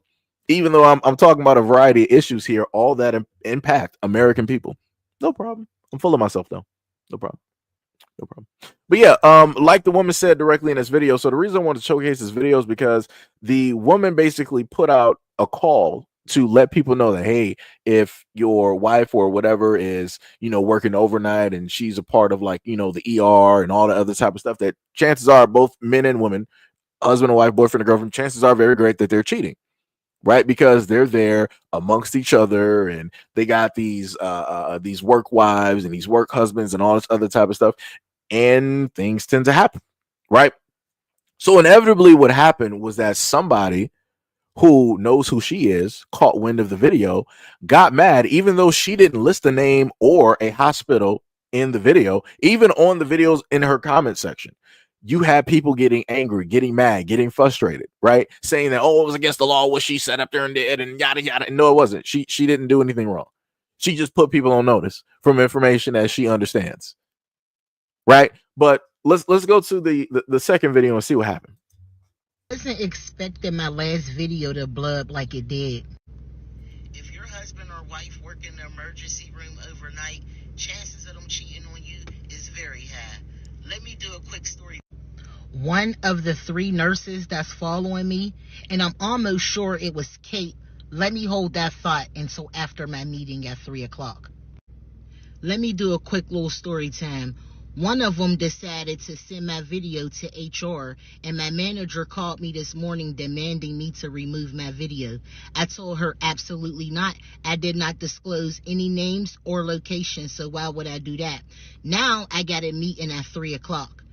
I'm here to tell them if they fire me or suspend me, I will be dropping first and last names, because ain't no way I got a meeting because I'm spreading awareness to the faithful husbands and wives out here that's not cheating.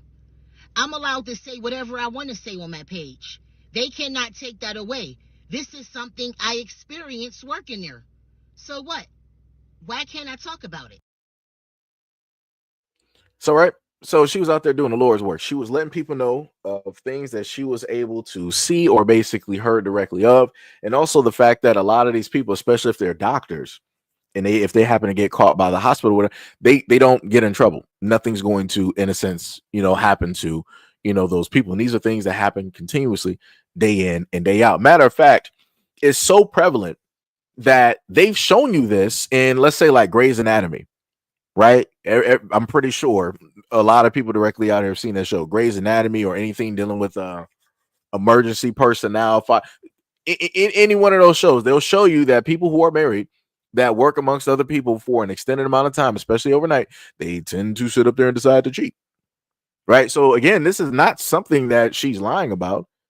This is not something that she's just making up. It's so much so, it's so factual that they sit up there and put this in stories and put it directly out there, because like, hey, this is entertainment. We got to sit up there and put this type of stuff directly out there, right? And you have a lot of doctors and nurses that will sit up there and watch a lot of those shows because they understand those shows.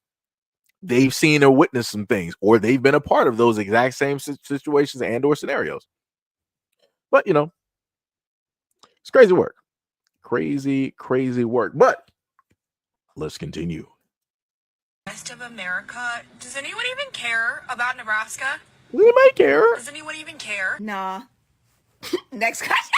I don't know if y'all have been keeping up with Nebraska farmer talk, but they are getting exactly what they voted for. Nebraskan farmers overwhelmingly supported and voted for Donald Trump. The same Donald Trump who ran a campaign with one of the biggest promises being the deportation of illegal immigrants. Mind you, most of the people who work on their farms are illegal immigrants. So now, months after the open book test, they're finally starting to study, and they're realizing that if Trump implements his mass deportation plan, they are going to lose a majority of their workers. And if they lose a majority of their workers and their fields become as empty as a J-Lo concert, they will go bankrupt.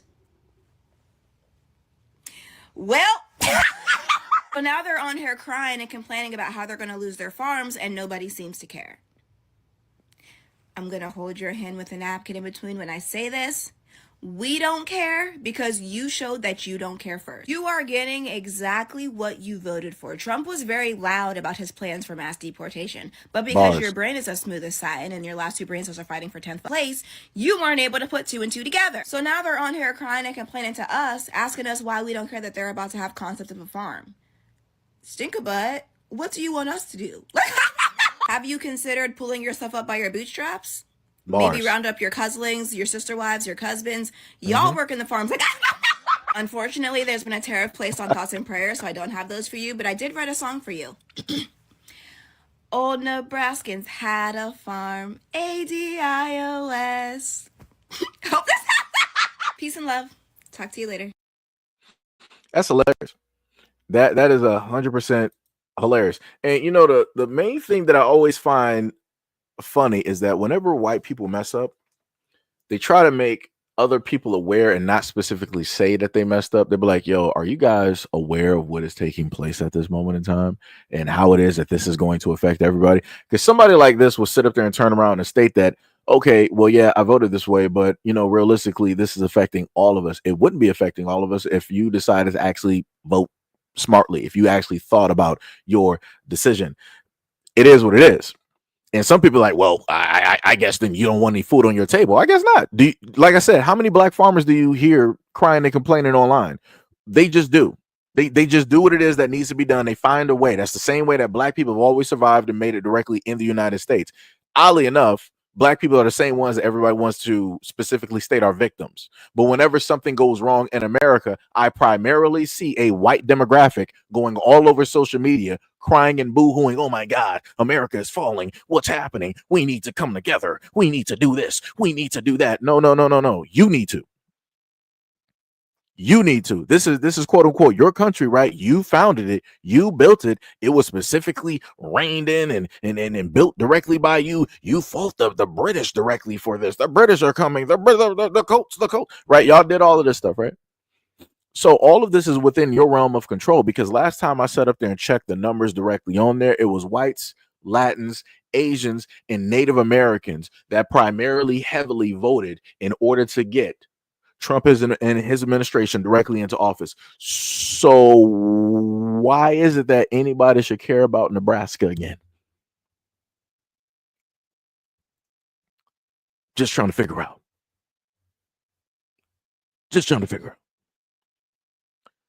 So we got who was that?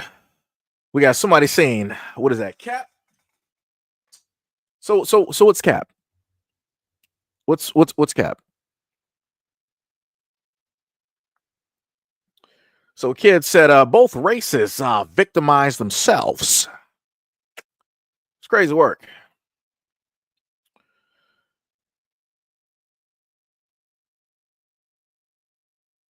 We people know what victimization is. The craziest thing that takes place is the word has been heavily used only by one demographic. Never at a point in time in history has Black Americans ever tried to tell any other demographic out here who have went through anything that you are just pertaining, you're trying to be a victim, you're victimizing yourself, get off the victim plan. We've never sat up there and said that to nobody. So when the Hawaiians are sitting up there, you know, screaming about, yo, what America has done to them, and they're openly, vocally talking about it, Black people ain't trying to sit up there and call them victims because we understand, we see it. Right? When the Asian Americans and the Chinese Americans were put directly into internment camps, we're not trying to sit there and say they're victimizing themselves or whatnot or whatever. When the Jewish community come out and speak, we're not saying nothing about that either. Right? But for whatever reason, all of these other demographics come out and see Black Americans speaking about their history and everything, just like everybody else does. All the things that historically they've been through and yada, yada, yada. Like, just like when the Jewish community comes out, right? They talk about historically what they've been through. Right? How they've been ostracized, they've been treated unfairly. People don't love them. They see them and deem them a certain type of way. Nobody says that they are professional victims. When Black Americans do the exact same thing that every other group has specifically done, somehow the whole world is like, hold on, whoa. How are you a victim? You're not a victim. How are you victimizing yourself? Get off the plantation. Stop trying to, you know, say that people owe you anything. Nobody owes you nothing. It's crazy work. It's crazy diabolical work, but like I said, it is what it is. It is what it is. You know, people want to call Cap, people want to say this, people want to say that. I guess during J6, white people were being professional victims, even though nobody's saying that though, right? They did something that was against the law, right? And then when they were getting jailed, they were boohooing and crying, like, "Oh, I'm an American citizen. I shouldn't be, getting thrown in jail. I was making sure to protect the country and this, that, and the third."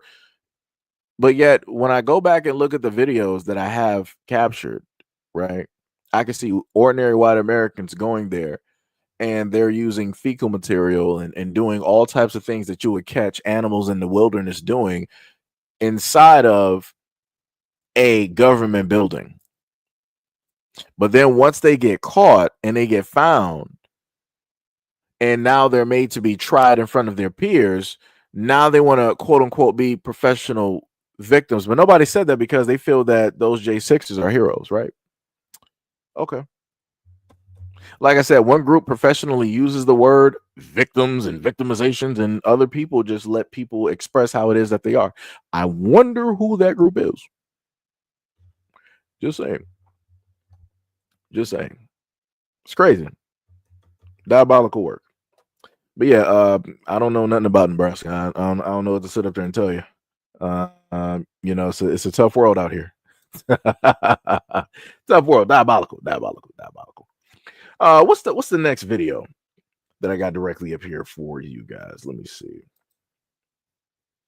Let's go to this lady here. Let me open this one up for you. Those that voted for Trump, they're quiet now. My grandma's regretting it. They're taking down their flags. And I had like a clapback video, if you will. And my older son goes, Mom, that is not good. He goes, that sounds super political. Like, do not post that. Basically, it's cringe, if you will.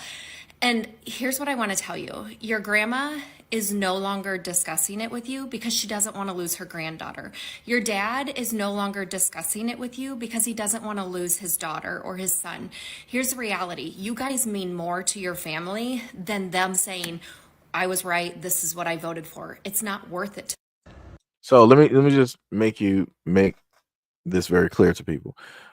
This woman speaking specifically for all intents and purposes to the Latin community, how it is that people decided to vote because Latin community in an abundance decided to vote against their own best interests. And this is what I've been trying to show for at least a good 2 months now, periodically, where those, just like a business owner, I gave you guys a video of the last live stream where she stated that she employs all Latins. Again, that's lovely. No problem. Help out your community. Make sure that they flourish. Take care of them, right? And she said that 50% of her workforce is illegal immigrants. And still at the end of the day, knowing all that information, she still voted for Trump, who stated openly that he's going to send everybody that is an immigrant or here illegally, send them back. But let's continue. So you love them so much, you're just going to lie and pretend to no longer support this administration after everything they've done to us. And you think that is somehow acceptable.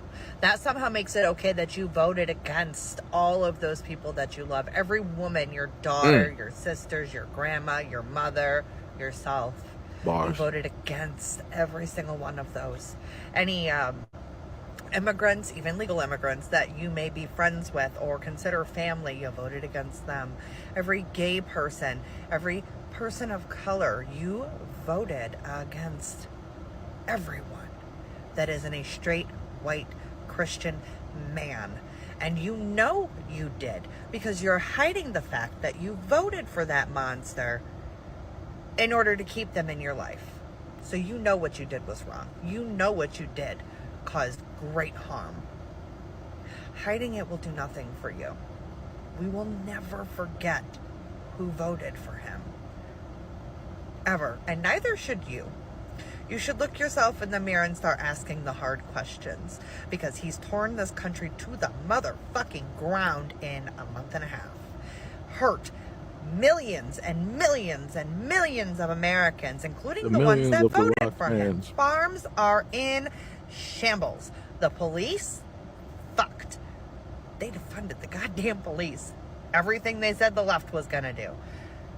And here you are still talking about hiding the fact that you voted for this monster, this Nazi, to keep the people you love in your life, even though you voted to fuck them over. Take a hard look in the mirror. For the love of God, take a hard look in the mirror. Right? And I love videos like this because I've seen an abundance. And it's, I want to say when it deals with the Latin community, I've seen like a 50-50, type of deal. And on one instance, like I showed y'all before, I will vote for Donald Trump. Right? You got all of that. They got the, merengas, they got the drums, all of that type of stuff out, bongos, and they're going crazy doing the two-step and the Watusi, whatever. Right? And then on the other end, you have the Hispanic people out there that are like, yo, what did y'all do? Like, why would y'all sit up there and do this? Like, my family is getting sent back. My father just, I sent y'all, not sent, I showed y'all a few videos where a woman stated that, somebody in her family was getting deported. I showed y'all a video of a wife and her husband got deported. I showed you the reverse where it was a business owner, a husband, and his wife got deported. There was another one of a young Latin kid. I think his grandmother, whatever, was, getting deported, or there was fear of that happening. So he had to specifically try to educate and tell them what to say and what not to say, and all this other type of stuff. Showed you other videos where Latins are coming up and they're trying to, blow the bullhorn on if ISIS is here and around, and all this other type of stuff to scare them away, yada yada yada, all this other type of. But like I said, you wouldn't have to do this if your people voted for their best interest. But like I said, it goes back into the whole thing that I read off to y'all about a month or 2 or 3 ago, where it dealt with the Cuban immigration and how it is that Cubans, the white Cubans, feel that they're white, and the whiter Cubans have a disdain or dislike when it deals with the darker complected Cubans, right? That's the exact same thing that happens with the Latin community. The Latin community love the whiter, lighter complected because they feel, the whole thing with being pure white and all this other type of good stuff, seen as honorary and whatnot or whatever. Anybody that is darker complected, when it deals with a lot of these other cultures, they deem those people to be unclean. They deem them to be poor. So this is why in a lot of these other countries, people tend to use bleaching creams and soaps and all this other type of stuff to get rid of the color so that they can be in that idolized, type of angelic white porcelain for all intents and purposes. And because you have these type of people directly out here to have this mentality that, hey, I'm basically better than thee and you are lower than me, they're like, well, we're going to get rid of you. I'm going to cut off my nose to despite my face, and we're going to, have this whole thing done because I don't want you here. I'm already here. I made it. I don't need to see any more other people here. It's enough of us here. That's for all intents and purposes what a lot of other Latins basically stated when they voted.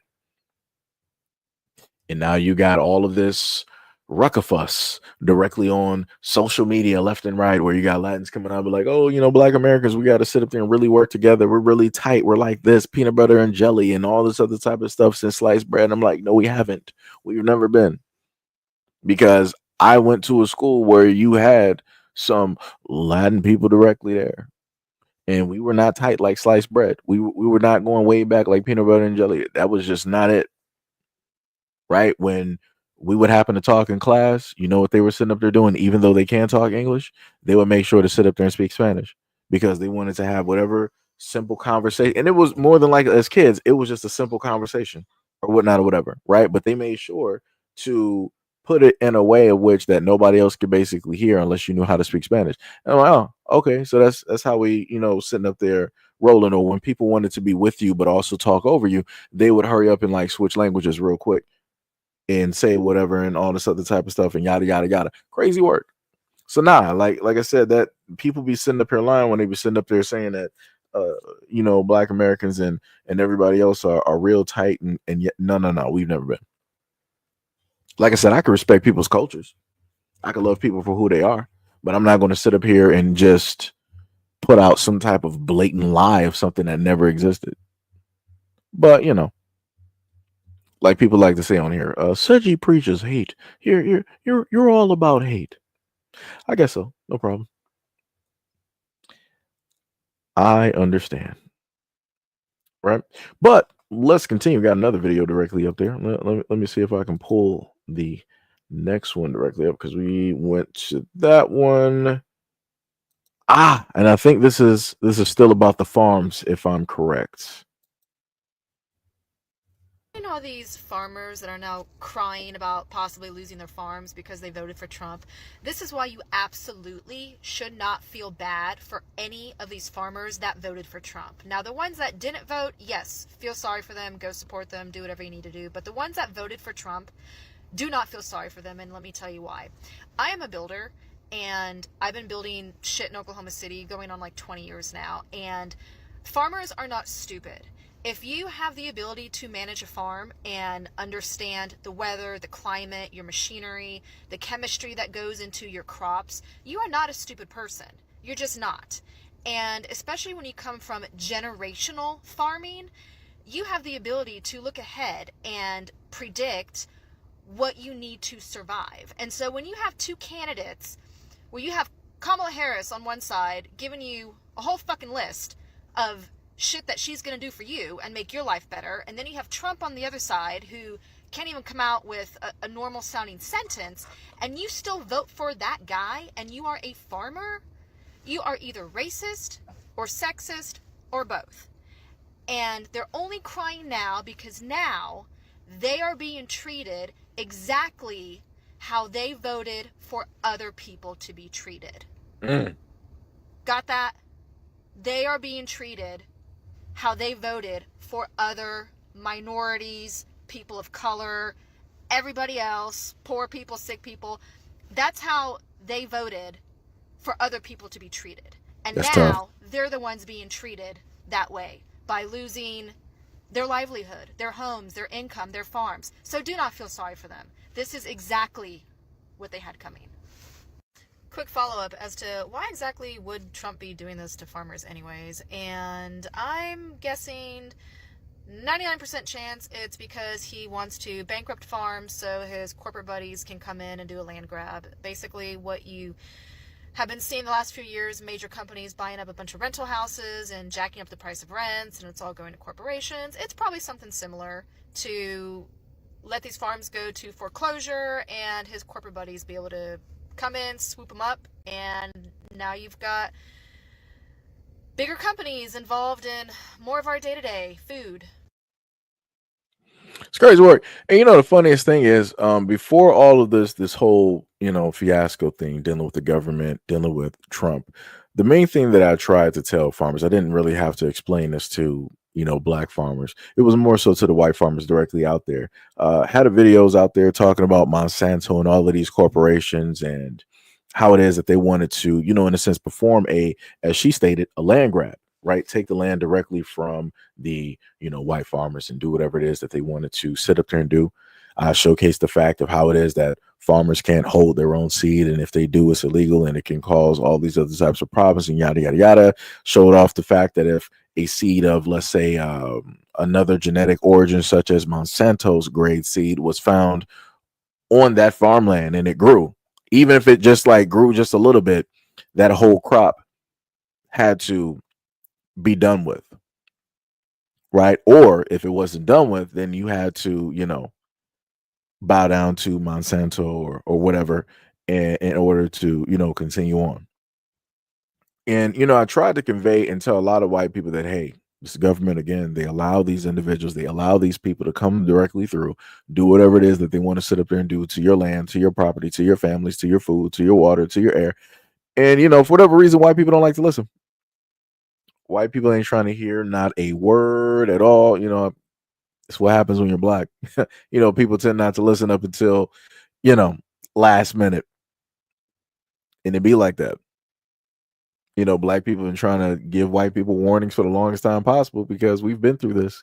Y'all didn't have to actually go through it because it wasn't pertaining to you. It had nothing to do with you. You weren't specifically being targeted by the government and everything like that. And this is why I also told y'all specifically, even during the pandemic, of when they were trying to have these different zones, these trial and error, zones of what they were doing in Canada, or the thought thereof, when they wanted to have separation of people who decided to go with the medical information and others that decided not to go with said medical information.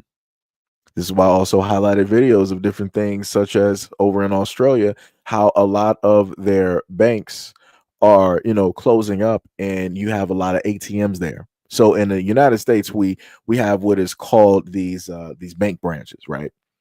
So instead of you having to go to a drive-through, bank or an ATM, you can actually go to a branch. It's a larger size of that bank where they facilitate a lot of things there. a lot of those branches are closing up, and all you're finding there is ATMs. So the ATMs have a limitation on the amount of money that they are able to hold. So if anything happens directly in Australia, where some chaos erupts, guess what? Those ATMs are going to be the first things that people are going to go directly for, which then means that the greater majority of the people there, of their population, will not have any type of money, which then is going to ensue more chaos. So again, this is me trying to layer on and try to teach and tell people how it is that governments will create problem on problem on problem. And then at the end of the day, the problems that they created, they'll swoop in to be that quote unquote savior, because at the end of the day, they know that, let's say if America falls into chaos, even though that the government is the reason that the chaos happened, America is going to be like, hey, American government, we need you. Come save me. Come save me. Come save me. Come do this. Come do that. And just like with the Patriot Act, the American people are going to be like, we need you to come save us. The government's going to be like, well, in order for us to do that, we're going to have to do martial law. Are you fine with that? And dealing with all the chaos, all the crime, burning up, and they don't have people are like, yeah, martial law, yeah, indefinite. We don't care. Just fix the situation. And there we go. So if people aren't paying attention, what's going on at this moment in time in the United States is the fact that you have certain groups directly out there that are trying to goad the Black community into reacting a certain type of way. Because in order for a quote unquote martial law or anything like that to take place, or in order for any laws or rules or regulations to be passed, there has to be a leading actor. It's not going to be white American, because they're not going to have their own people do it. It's not going to be the Hispanic community, because the Hispanic community fought so hard to be side by side by white people. We all know the Asian community is not going to do it because they're honorary white.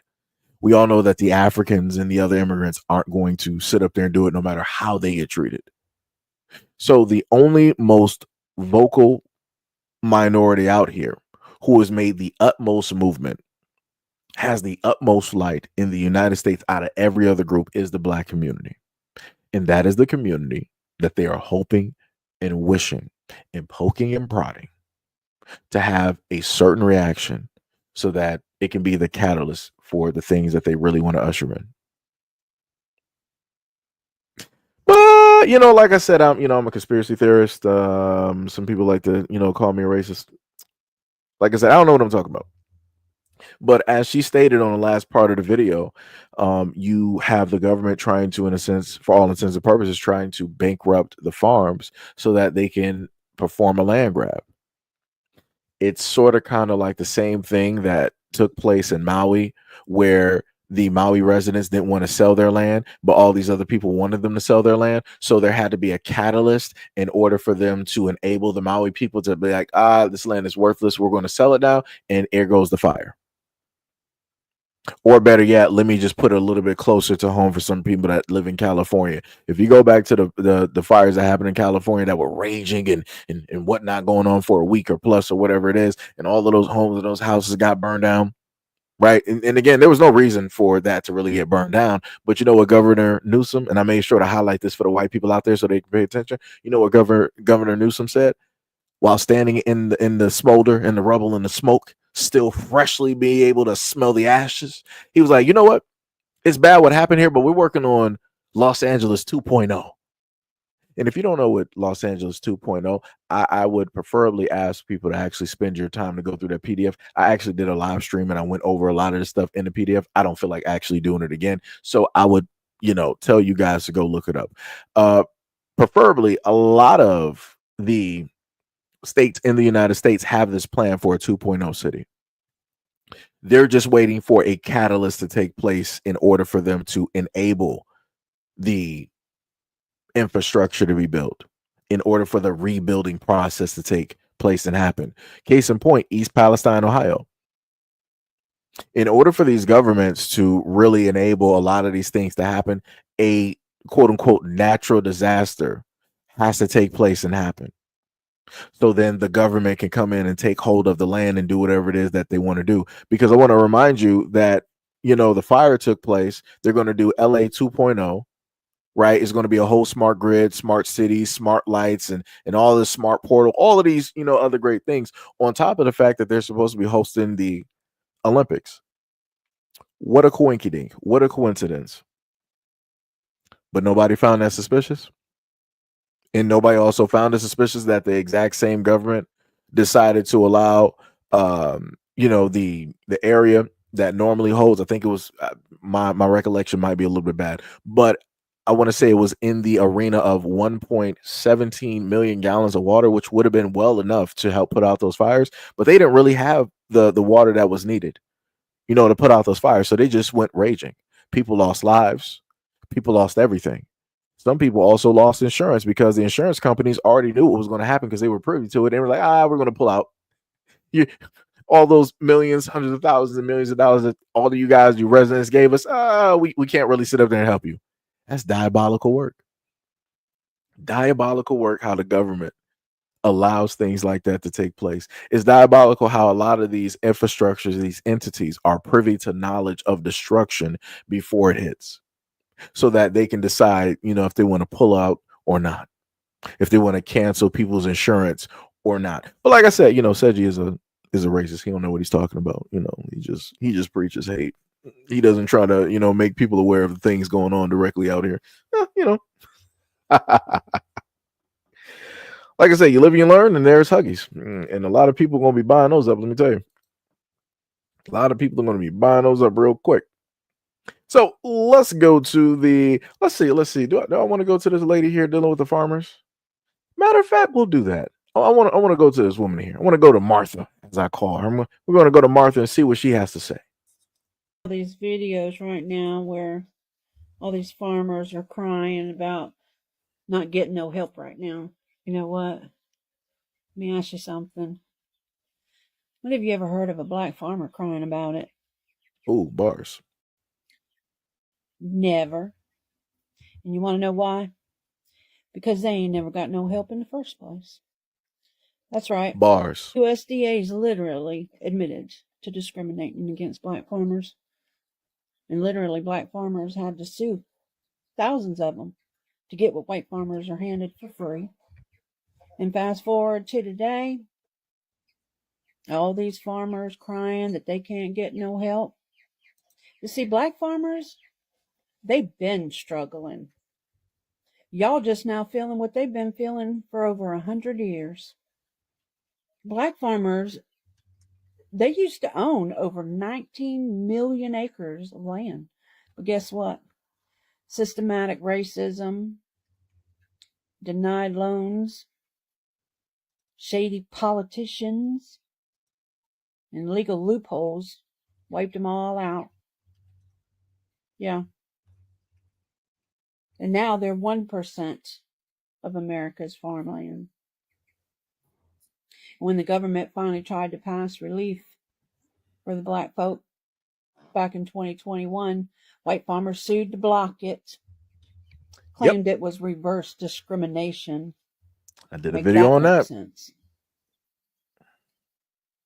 So, next time you see folks complaining about farm aid, why don't you ask them, that's a nice cat, where's the help for the black farmers?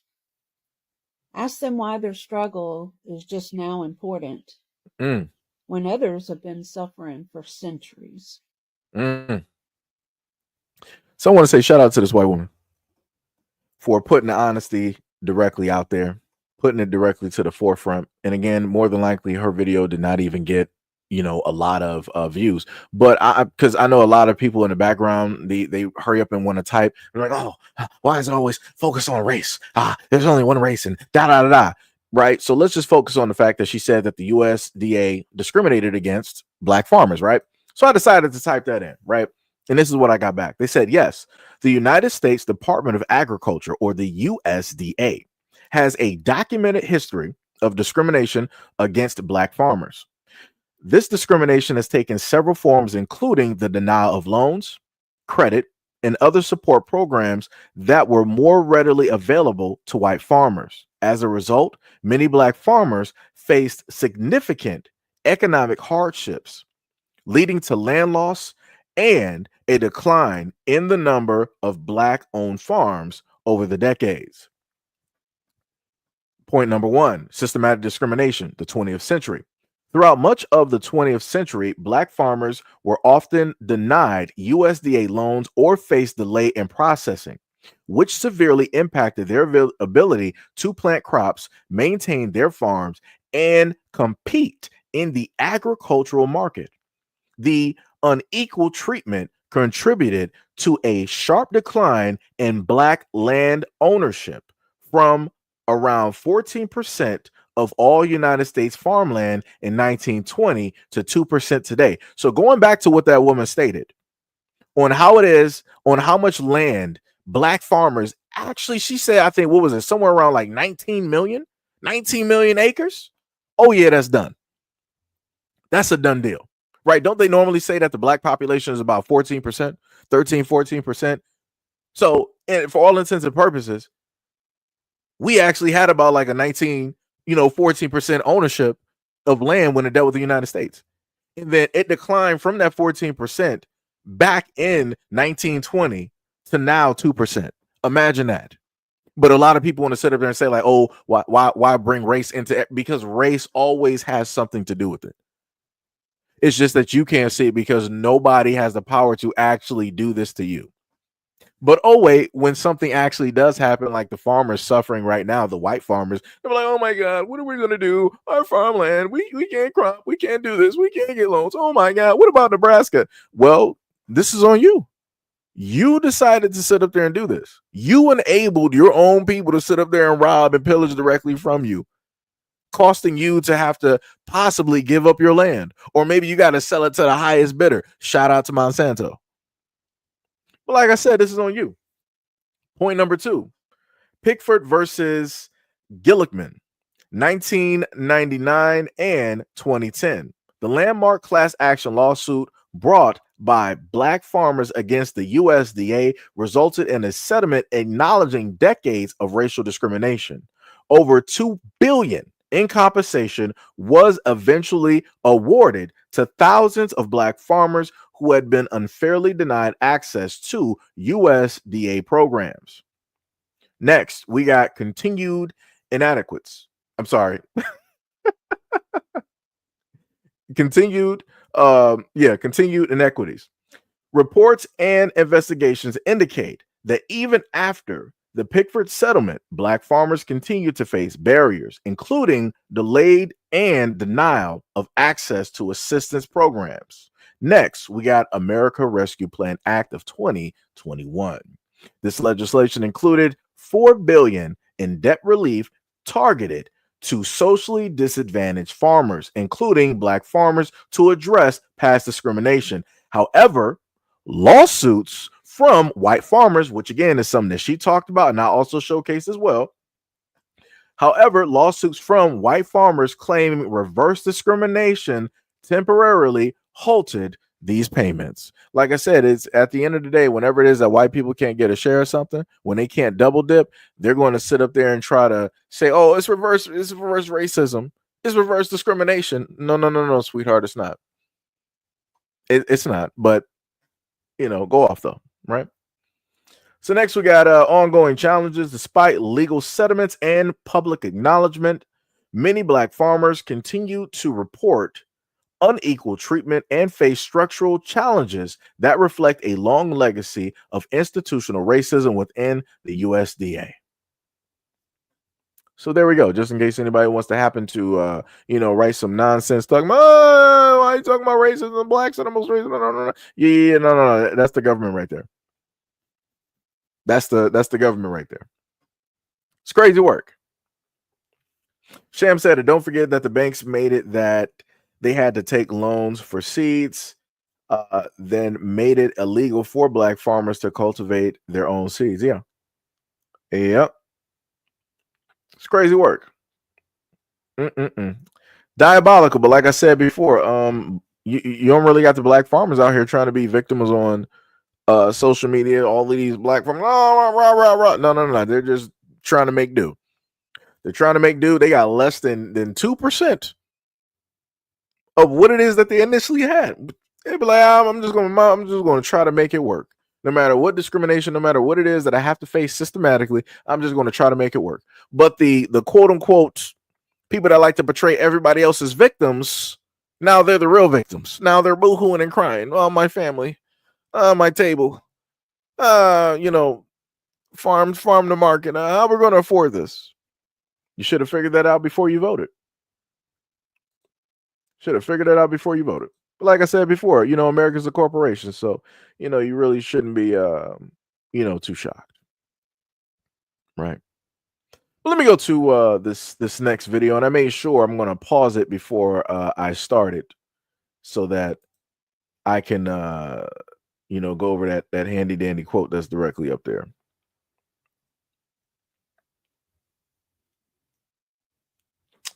If recognize what a good job the right, so I made sure to put this quote directly up there. Now I gotta go back real quick. Let me see, because I can't really read it off of my screen fully. Because I wanted to, make sure to, try to tell people that, they are in a sense the causation of a lot of things that they bring, onto themselves, right? So it says President Lyndon B. Johnson once said, if you can convince the lowest white man he's better than the best colored man, he won't notice you're picking his pocket. Hell, he'll give him somebody to look down on. And I can't properly read it. Somebody look down on, and he'll empty his pockets for you. I had to actually blow that up to full screen. Right? But I wanted to pair this up directly with this woman's video because it will make sense, right? Today, I want to recognize what a good job the rich white people have done at brainwashing the poor white people. The rich whites have done a wonderful job exploiting the poor whites in an effort to further their narrative and therefore generate more wealth. Like, take racism, for example. The rich white people literally said, if we can convince the poor white people that we're equals and we can keep them hating the black people, then they'll oppress the black people and think that they're equal with us and we won't have to do any work. As fucked up as it is, they killed two birds with one stone and were able to oppress two people at the same time. And the kicker is, this system is sustained by lack of education and ignorance. So the rich white people literally said it pays us to not educate these people. Why do you think it's so hard to get reliable internet access in rural America? Why do the worst test scores come from inner city schools and rural county schools? Why is school funding based off of property taxes? My point is, capitalism exacerbates racism. Point is, capitalism exacerbates racism. Look at that. So, like I said, I felt like that quote from Lyndon B. Fared pretty well with this young woman's thoughts on the system. But again, people will decide not to listen because racism doesn't exist, yada yada yada, all this other type of stuff, and rah rah rah and bracker, right? Because people don't want to acknowledge or see a problem or an issue because it doesn't specifically involve them, or at least they feel that it doesn't specifically involve them. But like I said, this is one of y'all presidents right there basically saying that I could just tell you the greatest lie known to man and you're going to believe it because I'm a white man in power sitting up there telling you this. And then if I tell you that you're basically a little bit better than these black folks directly out here, you're going to believe it so much so that you're going to just honestly give me whatever money I ask for. And he's right. He's 100% correct. But people don't like to listen. People don't want to pay attention. A lot of people happen to say that history doesn't matter and all of that good stuff. But the reason I'm pointing this out is because a lot of true Americans have done this directly to themselves, where they have allowed the majority rich, who is a minority, to be over them and tell them specifically what it is that they need and what it is that they will do, right? But yet white people, I'm talking about the middle class and the poor, should be the ones to tell everybody in government, like, no, you work for us. You're on our tax dollars, our dime. And we direct you and tell you what it is that we need. Because I want to just refresh everybody's memory back some years ago, right? During the pandemic, it was the United States government that came out and sat up there and stated that we're not going to give you any more money. You guys need to go back to work. So the government was like, we need y'all to stop playing victim and stop thinking that you are victims and get up and go to work. Crazy work while still taking your tax dollars and getting paid. Crazy work. But like I said, hey, white people, they allow that to happen. I can tell you, let that have been black people in government saying that to white Americans. Oh, white people would not stand for it. White people would not stand for that at all. You would have seen white people marching like it was the civil rights, the white version. That's what you would have seen. But, you're not going to see anything like that because, again, if somebody white in power tells white people to do something, white people are just like, all right, okay. That's it. It's crazy. It is crazy. It is crazy. Let me see. Wait, you said there's one in chat who still doesn't get it? I'm trying to see. Conversations finally happening. White people. Well, I can't basically find them at the moment, but now we're going to continue to another video that I actually have here, and this one is going to deal with the Hispanic population, the Cubans directly out there, and all of that good stuff. Right? I actually got a longer video after that as well, but we're gonna look directly at this one and see what this woman has to state. Serious. Estoy bien seria. And I know that you remember, and I'm sorry for all the videos, but this is how fast I missed this one, and this one is important. And the other day I told you that Trump's very first executive order was to end birthright citizenship. And I told you that I made a video on that, and I made a video on denaturalization and how I had read it in Project 2025. And you got to remember that all Latinos for Trump told me that I was lying and I wasn't true and this could never happen to them. And there it's happening. Now, it's still up for debate or for question if it's going to be retroactive going back or it's just moving forward. But who knows? But the numbers he's talking about, mass deporting, I could probably tell you that it's going to strip some people. But let me give you another tidbit about history and this country. And when they decide it's not the first, third, second, fourth time or the last time that they're going to do a mass deportation. It has always happened in this country. But here's another tidbit. That even legal citizens of the United States that have earned their citizenship also get mass deported. Just go look it up. I know you're going to call me a liar, but just go look it up. Legal citizens get mass deported too. But I digress because this is not about birthright citizenship. This is about my Cuban Adjustment Act video that I made. Mira que puñeta. Was I not just the prophet? No, I just got there and researched. But anyway, I digress. I made a video of Cuban Adjustment Act, and I talked about all the benefits that Cuban Americans get, that they turn around and snub their nose and say, oh, that's socialism, and turn around and vote for a Republican president. They've done it all through history. Wow, they benefit and take advantage of all those programs. Not all of them, right? I don't mean all of them. I mean the ones that voted for Trump. Now, what's happening now? Because I told them, this is what I told them. This was my argument to them before the election. I said, do you know that it has always been a Democratic president that has always fought for those benefits that you take advantage of?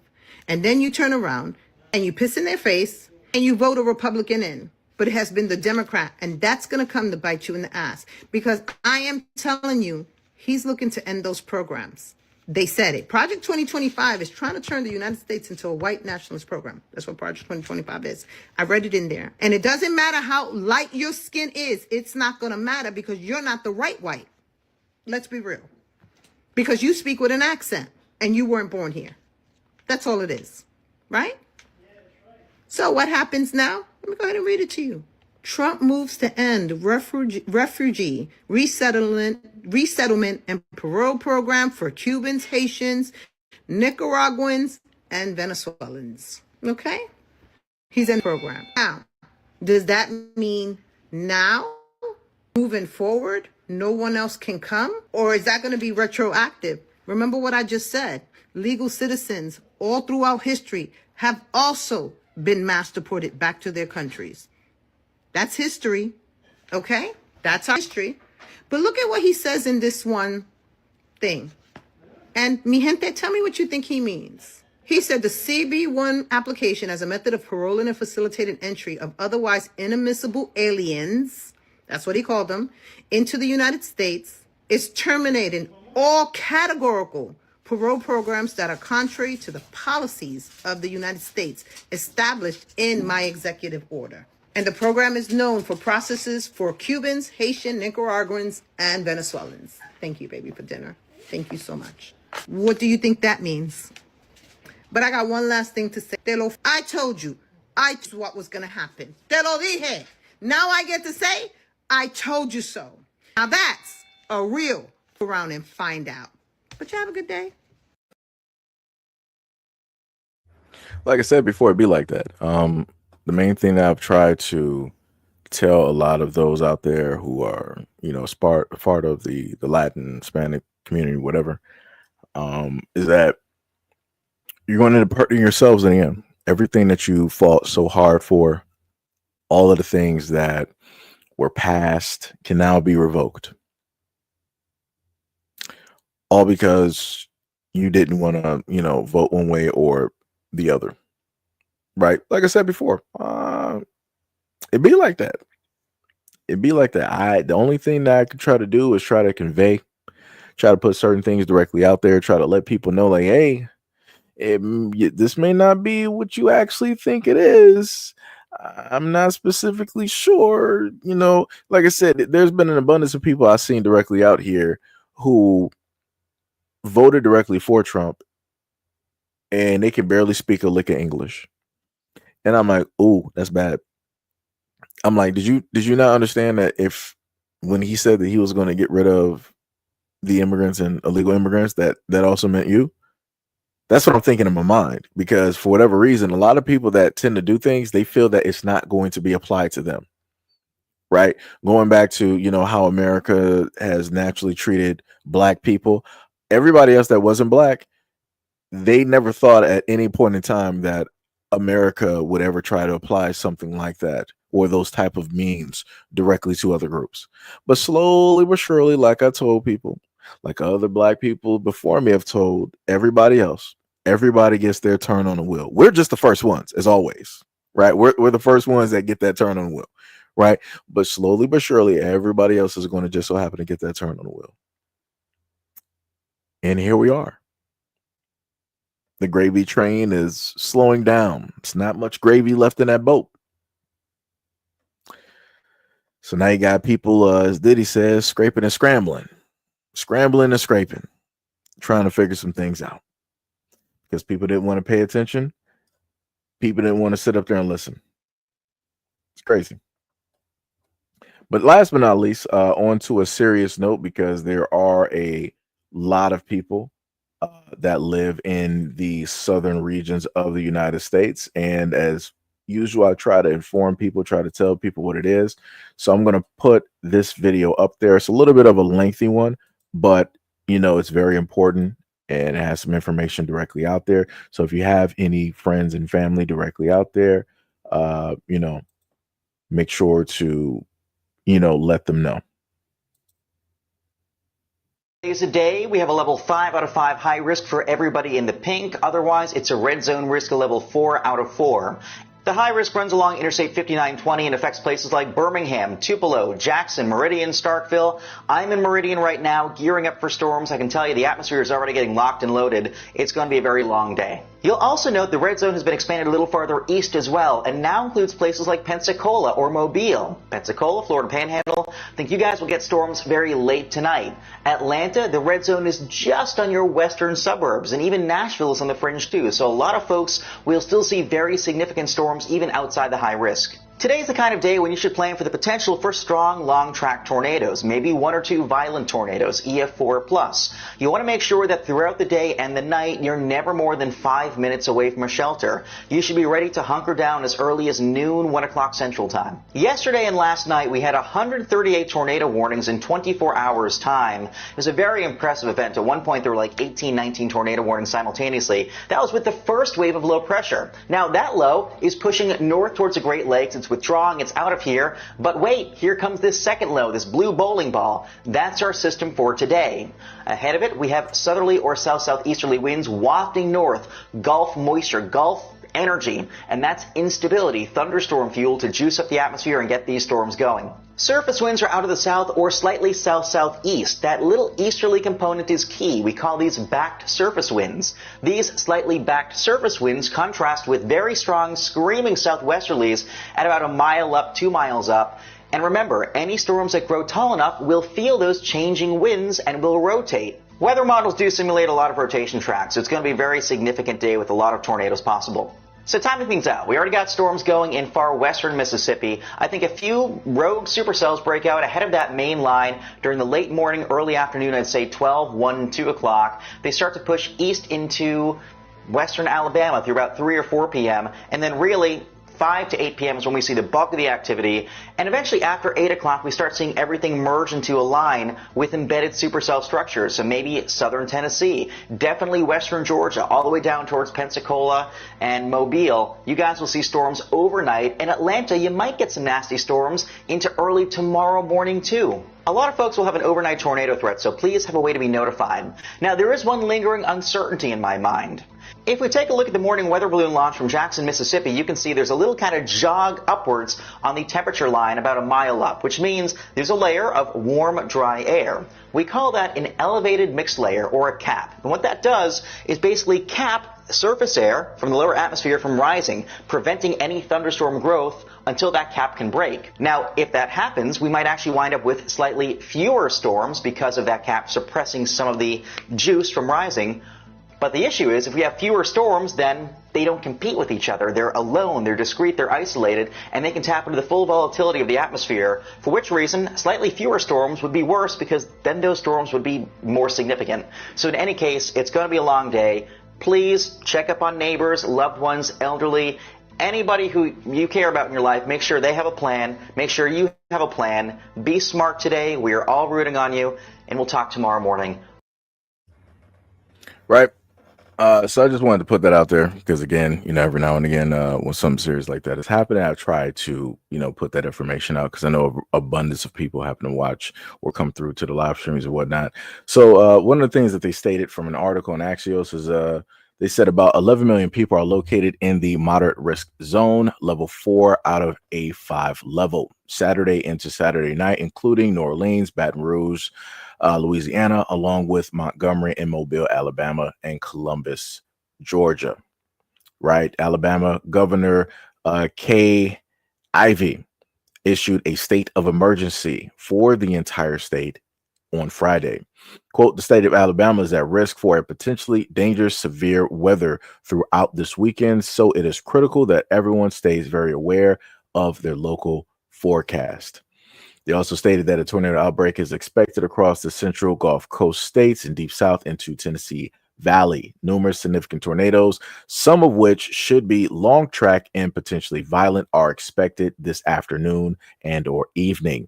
The reference to violent tornadoes refers to twister of EF3 intensity or greater. The tornado threat will continue into the overnight hours on Saturday into early Sunday, particularly in Georgia and parts of Tennessee and the Florida Panhandle. Overnight tornadoes are particularly deadly because people have a harder time receiving warnings and getting into shelter. So again, I'm just putting that directly out there to anybody who may be in those immediate areas. This is something that is very serious. So make sure to be near any, shelters, have things, in line so that if anything happens, power or whatnot, whatever, you have the necessary, things. And, also for anybody else out there, if you got family out there, call on them, check in on them, make sure that, they are okay, or tell them to, evacuate. Or, again, as the weather guy said, make sure that you are no more than 5 minutes away from your nearest shelter, because these things will just so happen to take lives. They will erase anything that's directly in front of them. And especially if it goes towards the night, it's going to be very tough to even see where it is. You're not going to be able to see nothing but darkness. Right. So yep, that is pretty much it. That is pretty much it. D Money said, yeah, hurricane season is going to be a problem this year. That's facts. Sham said, well, hurricane season is supposed to be over, but because of them tampering with the weather, they made a huge warm front and cold front clash.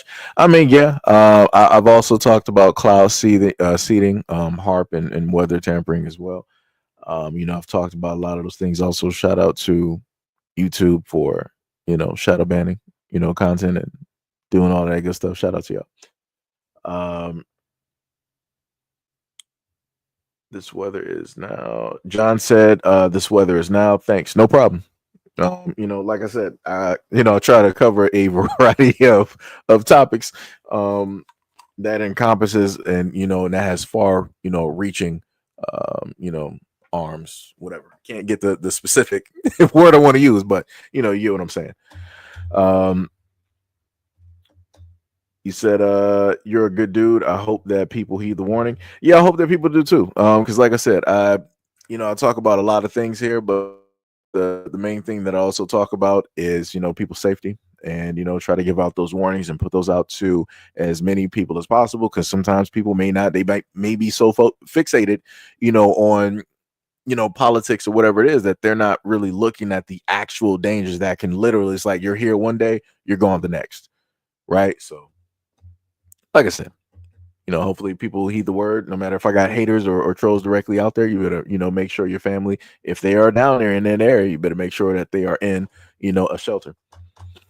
Sham said, yeah, I would have evacuated because there is no chance for that hurricane to shift, and the tornado area should get to shelter too. Yeah. You also said if you don't live in a brick building or an underground, you should get out of that house and to a stable shelter. Yeah, that's facts. Well, down south, I'm hoping that a lot of people have those underground shelters. The main things that you would always see from like the films in the 60s, 70s, 80s, where they have an underground like basement type of area that's below the house and everything. The craziest thing is that if things were different in America, I would actually envision a safer, in a sense, area. You wouldn't. A shelter would be the last place that you would have to go, right? Because how the homes would actually be built was that every home or whatnot, whatever, would be built with a substantial shelter to house the people of that structure, right? In my mind, that's how that should actually work. But given the fact that America does not care, given the fact that the government does not care about the people, they're not going to build homes like that. They're not going to build, blocks or anything like that at all. So this is why a lot of people happen to perish. This is why a lot of people tend to suffer when it deals with storms. In America, it technically doesn't matter if it's hurricane, tornadoes, or flash floods. We can even go to the effect of winter storms, right? Where you got blizzards, or people get snowed in, or different things like that. Like I said, it's crazy. It is vastly crazy directly out here. D Money said it's been storming all day here, but worst case scenario, I got generators and Jesus candles ready to go. No underground anything in Louisiana. Dang. So yeah, brother, be safe out there. Be safe. Out there. CC said no, there are no basements in Louisiana. Yeah, like I said, I didn't know. I'm used to being up north, so I'm used to in a sense a basement or something or other. At least being there for some type of shelter. Because for me being up north, I'd never heard of let's say like a tornado shelter or anything like that. It was like, yo, you go directly to your basement and you just hunker down in there and and hope for the best. CC said that those basements was flood. I mean, yeah. If you're on like the Gulf Coast where you're really close to water, yeah, I understand that. Yeah, it would flood. But even with the potentiality of flooding take place, you would think that there will be a system that will be put in place to, get the water, directly out. But I mean, that's just me having the type of thought process of wanting to actually save lives versus lives or people perishing, when they don't need to. Sham said those tornado zones should be mandatory round shaped houses with an underground structure made with brick. Tornadoes do less damage to round buildings. Oh, that's very interesting. Mo said no underground shelters in Texas either. Too much flooding. Man, that's crazy. That is some crazy work directly out there. That is crazy. Sham said underground is only for tornado zones. For hurricanes, you literally need to get out of it. Yeah, that's true. Yeah, for hurricanes, yeah, you gotta get out the area because yeah. Blue said no basements in all of Louisiana. Yeah, from what I'm learning, nope, not at all. Sham said technically on the Gulf Coast, your houses should be built on stilts so that the flooding doesn't harm the house. I mean, that's true. That's true, but if you get a combination where it's a tornado and it's a flood, it's like, yeah, you hit any which way you go, it's something's gonna be happening, right? Um, what was it? Should be CC said, I'm new to Louisiana. Was surprised to learn about that, and I'm from Texas. Yeah, like I said, every time I happen to do live streams or do videos, I just so happen to learn new information about different areas and stuff like that. So like I said, it's brand new to me. Blue said, dang, we don't have basements if you have lakefront, but everyone else can have a basement in Michigan. Yeah. Michigan, I mean, everybody's pretty much used. I mean, of course, you got some areas it's not exactly a basement, but you would call it a basement. But most homes that you would normally see and or apartments or whatnot, they would usually have a basement, which is underground. Or at least under the surface. So, if anything were to happen, you at least got, that area. I can't tell you what would happen if the infrastructure were to collapse, how secure, that floor is, how it would potentially stop that, but you would at least have, for all intents and purposes, something. What was it? Sham said, yeah, they never modeled the region after Africa. They housing is building according to the region, but for some reason in America, the housing is for decor and not purpose. Yeah. Everybody's more so worried about, I guess beautification or whatnot. So we don't really have houses that are built in order to endure certain things, or at least more so. I say like more so back in the day, the houses that were built, brick and mortar and everything, they were built to last, right? No matter what storms, came through, they were built in such a way that at least something would be standing. At this moment in time now, yeah, no, that's just not the case. Everything is cheap, counterfeit, half do everything, right? What was it? D Money said, right, Shem, in most cases, we just hunker down during hurricanes unless they tell you to evacuate, which is rare where I live. Most hurricanes, wait, yeah. Worst hurricane I sat through was Andrew in the 90s. Yeah, I remember hearing about Andrew. I remember hearing about that.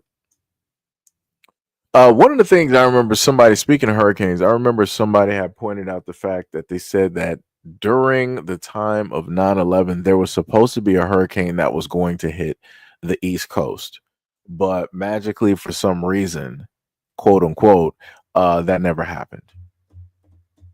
So yeah, I'll just put that directly out there because was mentioning hurricanes. D Money said during Katrina, I was living in Utah, came back home, and the house was still standing. Yeah, that's a blessing. That is a blessing. That is a blessing. But yeah, I think that is it. I think I will actually leave it on that note of the information dealing with the weather and everything. Hopefully, people here will decide to get that information, directly out, you can, Samsung that, WhatsApp, whatever it is that you got to do, get that message directly out to your people, your folks, and make sure that they are safe. Make sure to check on them from now through Sunday. Try to tell them, send them some money if need be, to get some walkie talkies that don't need telecoms in order to communicate. Make sure they got everything that they would need, to at least survive. Sawyer said, is Thomaston going to get real bad?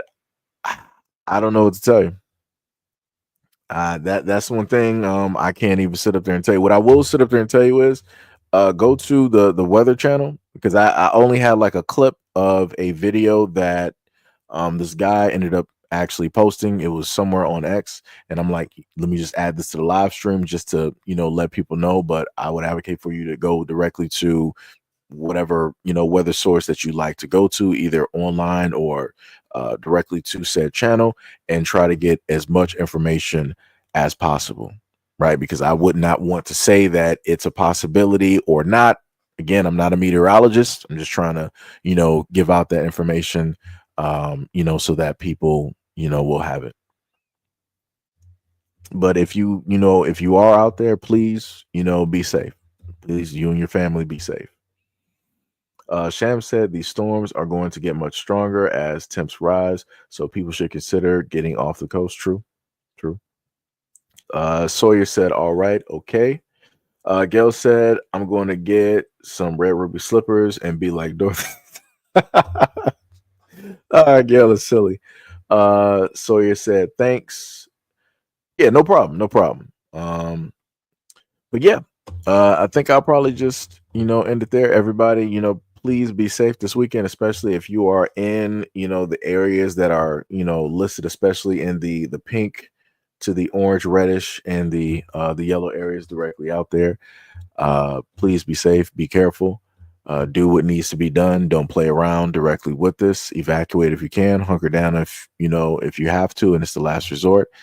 And yeah, I will see you guys on the next live stream and or video. Peace out.